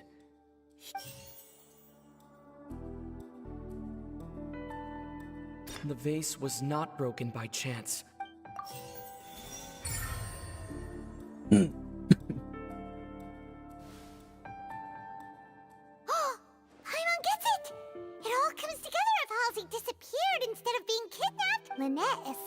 the water tank, vanishing gradually and leaving only clothes behind. If there's a similar method... Oh, just a moment, please. I do hope you know how preposterous you sounded. How could a person ever be transformed into water? This is reality we're talking about here, not some magic trick. Must we really? I should think that of anyone. Your magic tricks are ultimately just illusions and misdirection. But Halsey's disappearance is... Even so, the truth must be out there somewhere. Perhaps some new line of reasoning may open if we try to gather all the focal... Since Cal was the deceased, we haven't placed much attention on him. But given that we aren't making much progress with the case, it wouldn't hurt to have a look at his belongings. People really do come up with all sorts of harebrained schemes when at the end of their rope. The way I see it, your suggestion that we broaden the scope of our investigation is nothing but a tactic for stalling the trial. Nevertheless, I believe that this is a reasonable request on the part of an attorney. Since the trial does indeed appear to be at an impasse, I believe that additional evidence may help us make more progress. Guards, please step into the lounge and examine the personal effects of the deceased. We are still examining the items, but we have already made critical progress that we feel must be shared with everyone post-haste. We discovered several test tubes of fluid within Cowell's baggage, each labeled separately. Oh. The notebook in his backpack claims that these fluids are... water from the primordial sea. The primordial sea?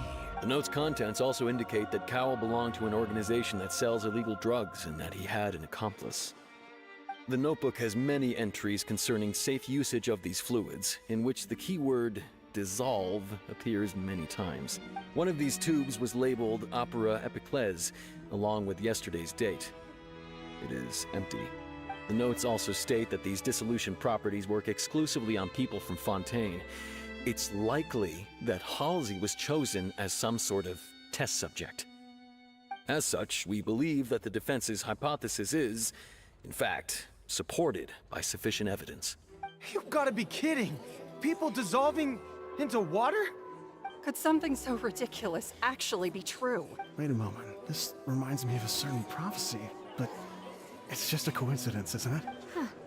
If people can become water, does that mean that the water tank's real use was as a means to hide water stains? And if Cowell was targeting that girl... Wait just a minute. Could that mean... You two, with me, quick! Demoiselle, wait! What about your partner? Let's go. Just... Order! Order! It is undeniable that further examination of the deceased's personal effects has yielded some surprising results. But we cannot yet verify the veracity of these clues. Still, let us assume that these clues are indeed authentic, albeit with the understanding that Ms. Halsey has yet to be found. Guards, please continue. Mr. Linney, it appears your hypothesis is supported by the evidence, so please continue. Of course. Thank you, Your Honor. If we uphold this hypothesis, I believe that many of this case's seemingly unrelated clues can be connected together. Right! Like the metal hook! That one didn't make... Let's think about this. Cowell's methods must have something to do with that water from the primordial sea.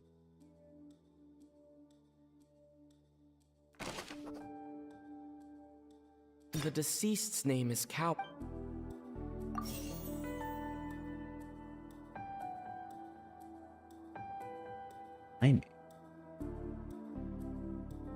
Lynette was in the magic box on stage the entire time. Did she have something to... I remember there was something else within the inner layer of that box. Now it seems like the hook rope... The rope that held the water tank up was lit by the fireworks and snapped. As such, the focus here is on the water, and not the tank.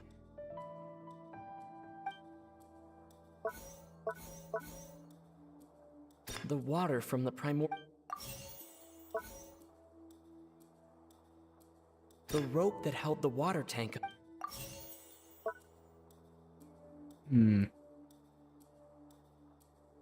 Now it it seems like the hook rope was not meant for another magic trick. What? I the mechanism. I remember there was...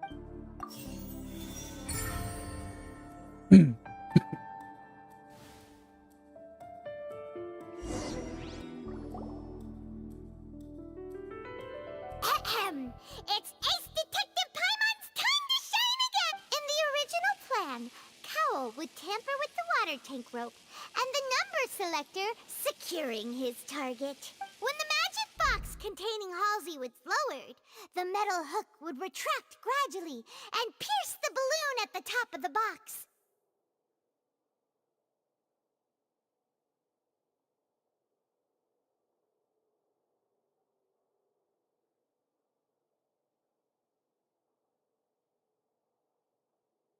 When the balloon attached to the box popped, the water from the primordial seed inside it would pour down and dissolve Halsey. Afterward, Cowl would enter the tunnel and break the flower vase to conceal the water inside the tunnel, with the remaining evidence being covered up by the water tank on stage. But he encountered something unexpected in the tunnel, and wound up being fatally hit by the same water tank he meant to use to cover his tracks. Huh. That does make sense. That actually links together a lot of the more confusing pieces of evidence. Oh dear, what do I do? Even I think they sound convincing now. Have I falsely accused an innocent person? What a humiliation. Now, it seems like the only point of contention remaining is the exact circumstances that led to Cal's death. His notes mentioned he had an accomplice who could be related to the situation. On that note, the guards have just contacted me indicating that they uncovered new evidence. I shall now invite him on stage to share it with us. Thank you, Your Honor.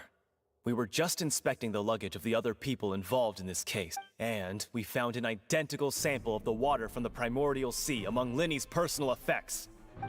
What? That can't be. Oh, I see.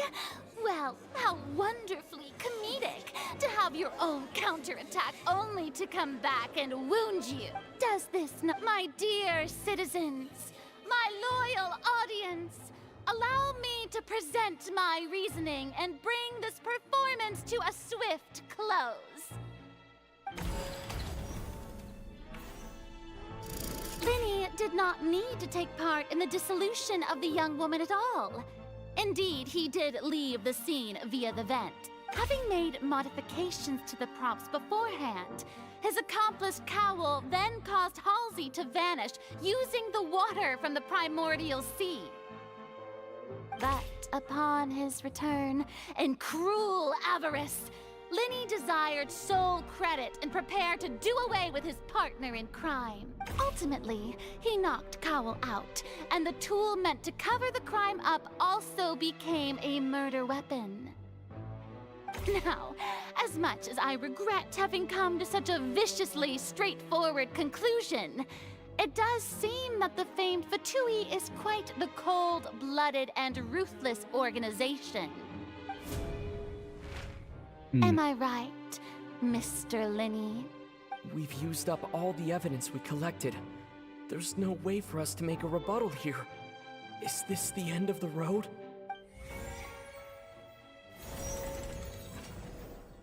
Oh no! Paimon can't think of anything either. It doesn't look like there's any way around this. Seems using the water as new evidence was too good a move. Why did this have to happen now? I think we've all seen enough now. I believe this is indeed the finale. Now then, my good, noble Chief Justice, should we not, in your view, move... Excuse me, everyone, but I must interject. Miss, I must ask you not to shout and to respect the ongoing legal proceeding. Oh, come on. Don't be hasty. I I have a good reason for interrupting, you know.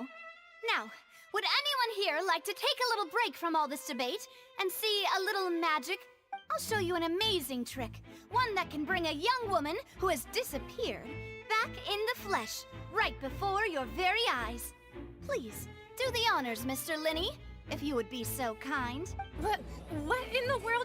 No offense, miss, but miracles like that are beyond my scope as a... Come on now, don't be silly. Magic is all about misdirection, isn't it? It often conceals the truth while presenting a fascinating illusion. But once everyone believes the illusion, can't magic reveal the truth to them once again? And wouldn't such a trick be the most marvelous finale to today's performance? Come on, Linny and Lynette, give it another go. Don't worry, Spina di Rasula has made the necessary arrangements on your behalf. But as the magic makers and stars of the show, I think I should leave the final performance. I understand.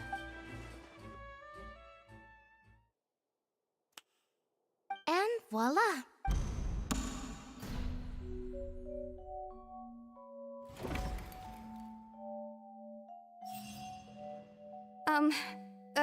Sorry for the interruption.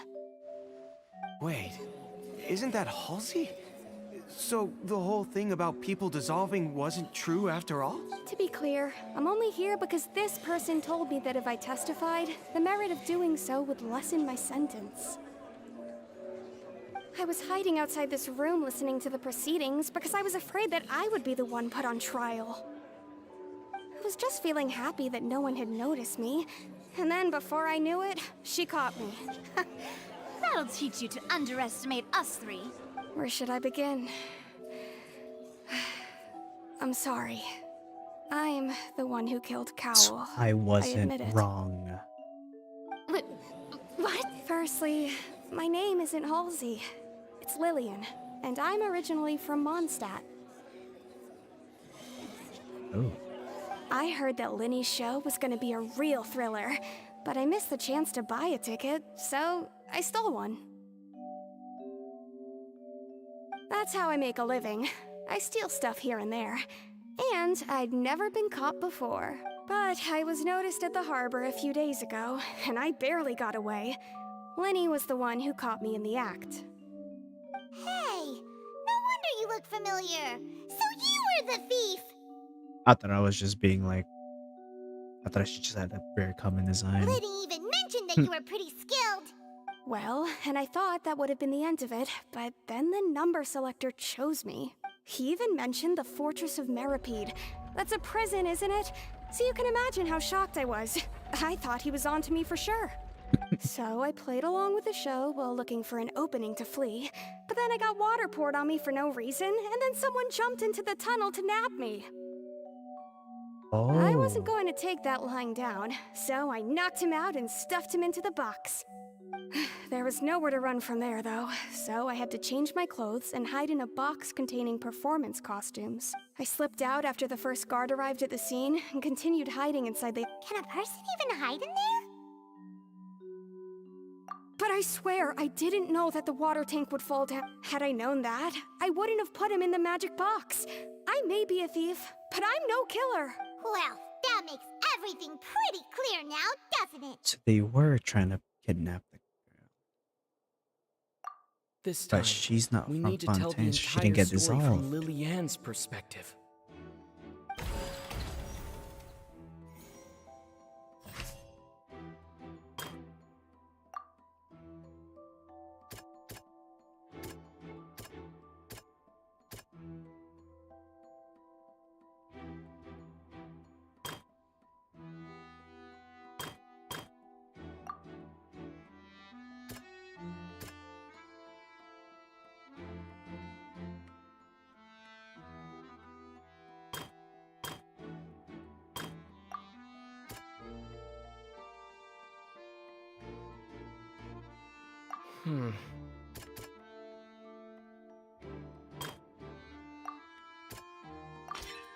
The strange...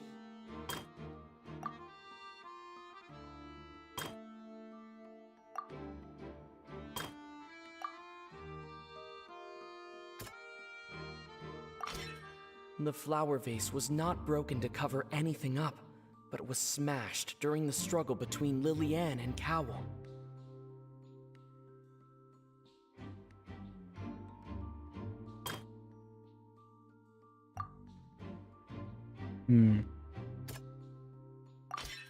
Lillian was And it's Ace Detective Paimon time! Having been selected out of the blue, Lillian panicked. Her panic only intensified after she entered the tunnel and had water poured on her head. So she kicked the door open, producing the thud we all heard.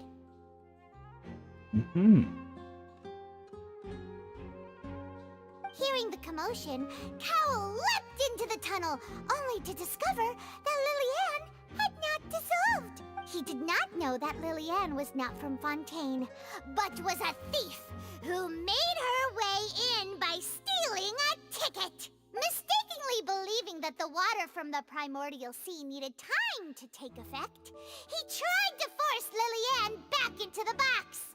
The two broke the flower vase during the struggle, but Lillian came out on top, knocking Cowell out and putting him in the... With no way of escaping, she changed her clothes and hid in the costume trunk until the performance ended.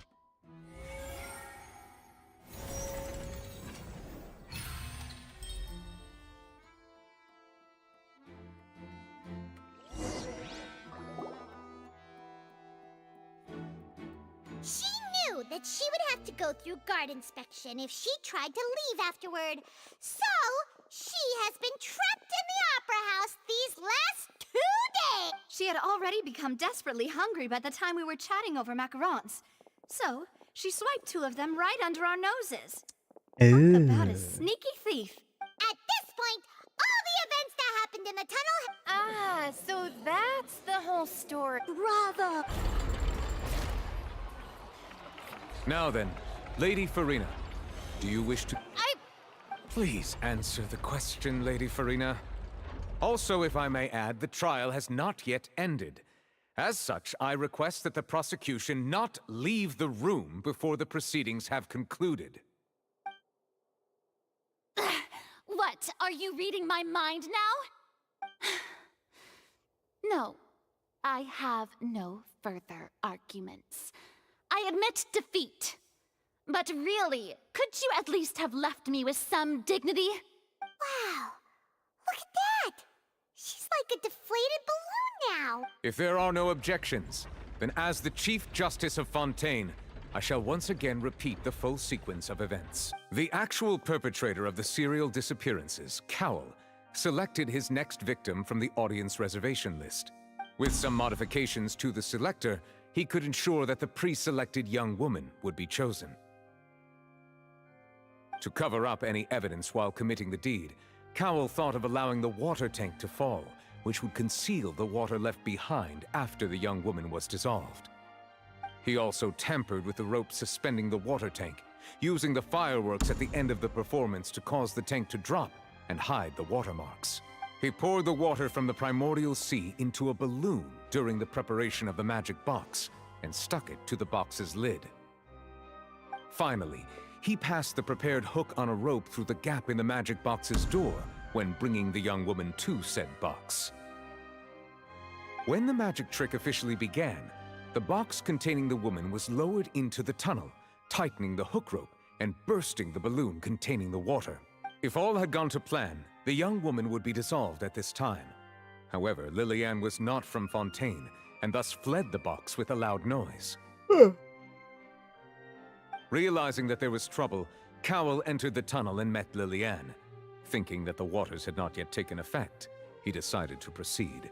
However, his opponent was more capable than he thought, and he was overcome, knocked unconscious, and placed into the magic box. Lillian, according to her own statements, then changed clothes and hid until the performance ended, before hiding in other parts of the opera house. As for Linny, he was in the underground structures within the opera house, and was thus ignorant of these happenings.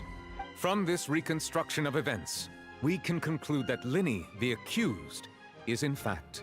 Hooray, Linny and Lynette! A While there is much in Linny and Lillian's conduct that should still be investigated separately, this case, at least, can be handed over to the Oratrice to make the final decision.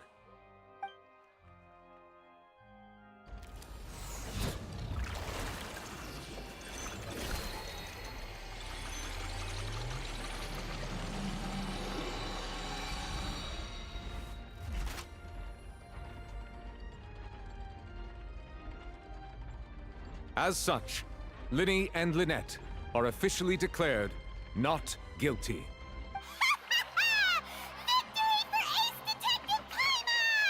Great work. Thank you all.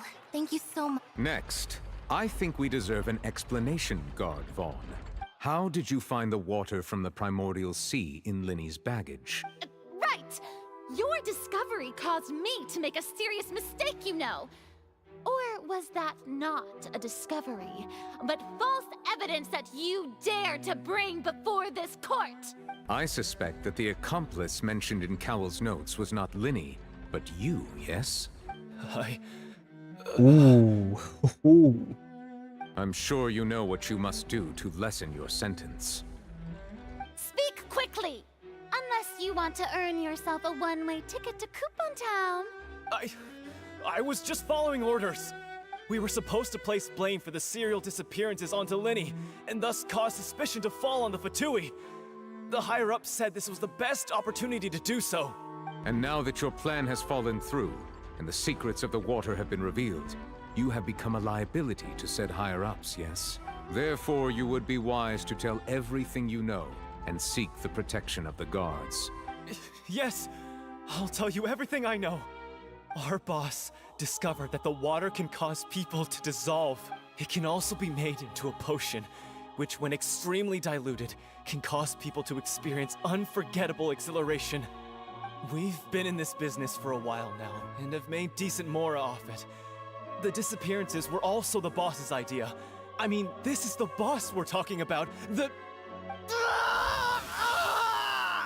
Oh.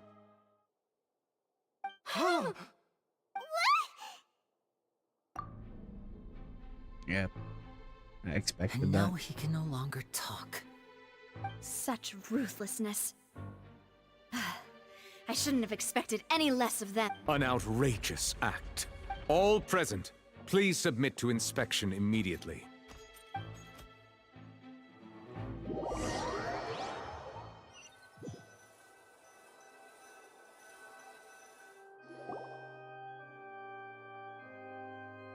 So, we're just going back now?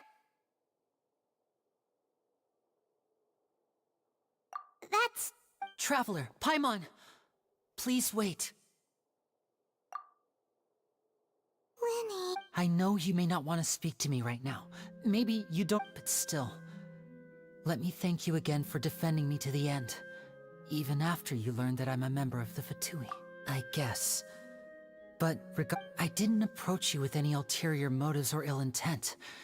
I've spoken to you as myself, just plain Linny this entire time. As for why I'm a Fatus, it's because the goals of the House of the Hearth align with those of an orphan like me.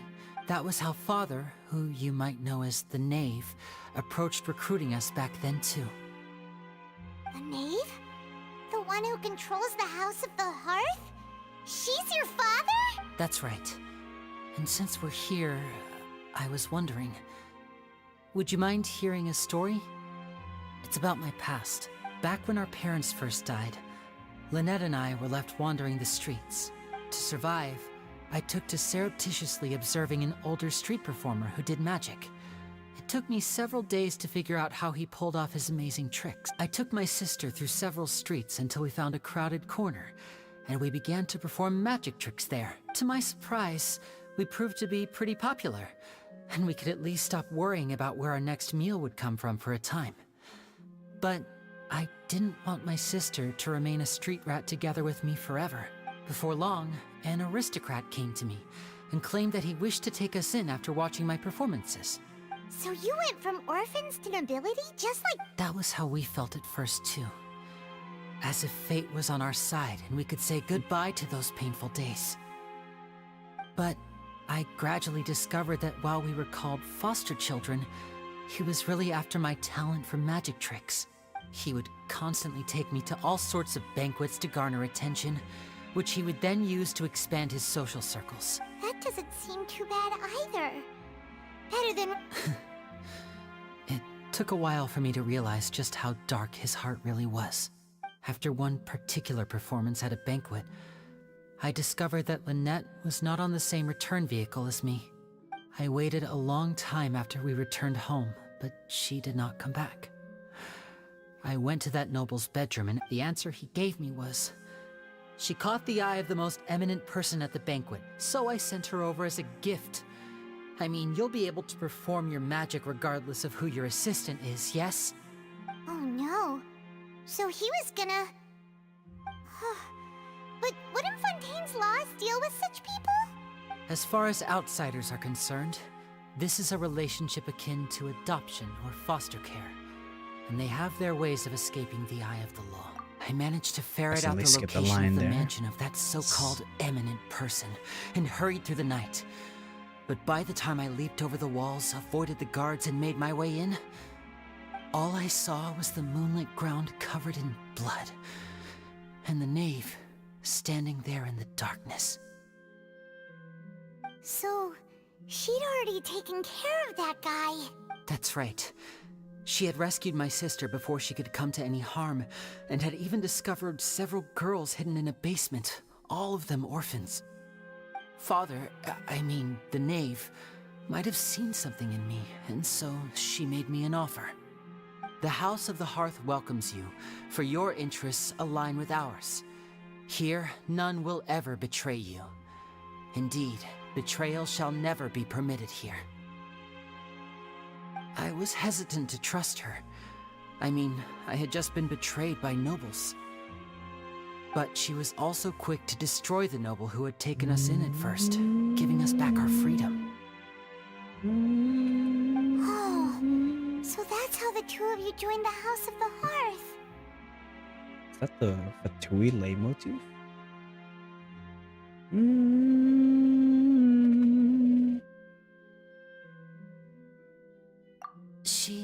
She has gained permission from the Tsaritsa to first use the Gnosis's power once she obtains it. She plans to use it to find a way to break the prophecy and save Fontaine. So, she believes... That's right. The whole House of the Hearth is currently working. Today's case has also proven that people from Fontaine can indeed dissolve into some sort of water, thus further supporting the prophecy. All of us house members here, Lady Arlecchino herself included, are from Fontaine. We won't give up on defending our homeland.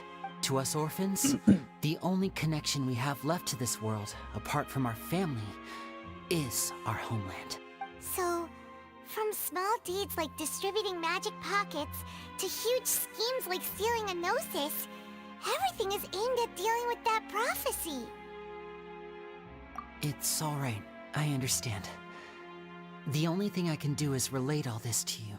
I just hope you can understand that even as a member of the House, I have never stopped making my own decisions, and that I believe what I'm doing is right. If you should need anything at all in the future, feel free to find me.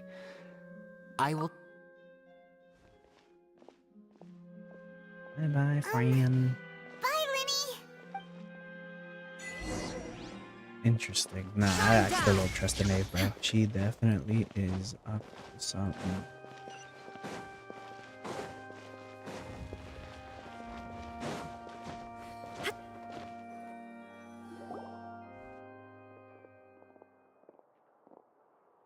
Hey there.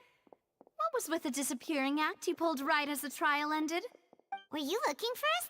Well, this whole thing isn't exactly over, is it? I do feel that we're getting closer to solving the serial disappear... Huh? What's wrong, my dear partner?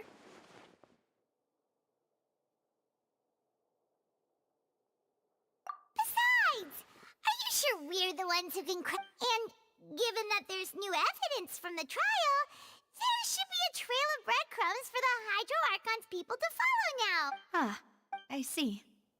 Well, I won't lie. I'm a little shocked to hear that from you. But I suppose you are just travelers who have only arrived in Fontaine. Sorry.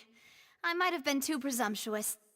Don't say that, Navia. Aw, and we were having so much fun investigating with you, too.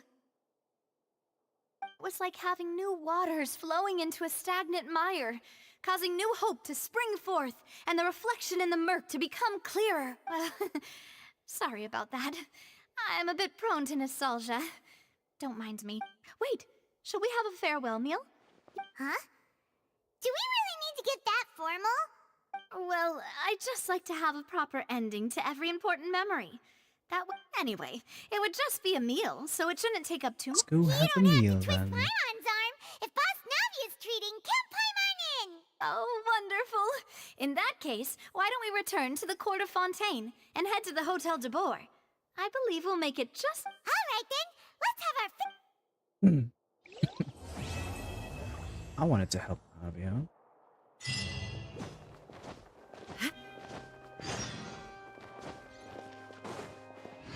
Okay, holy crap. That was Act 1. How long have I been streaming for, actually? 3 hours? Alright. Let's start the stream there. Ooh, woo! That was a fun quest, though. That was really fun. I love the trial stuff. Is it? The refutation. That's what it was called. That was fun. All right. See you guys in the next stream. Bye. Now you shall perish.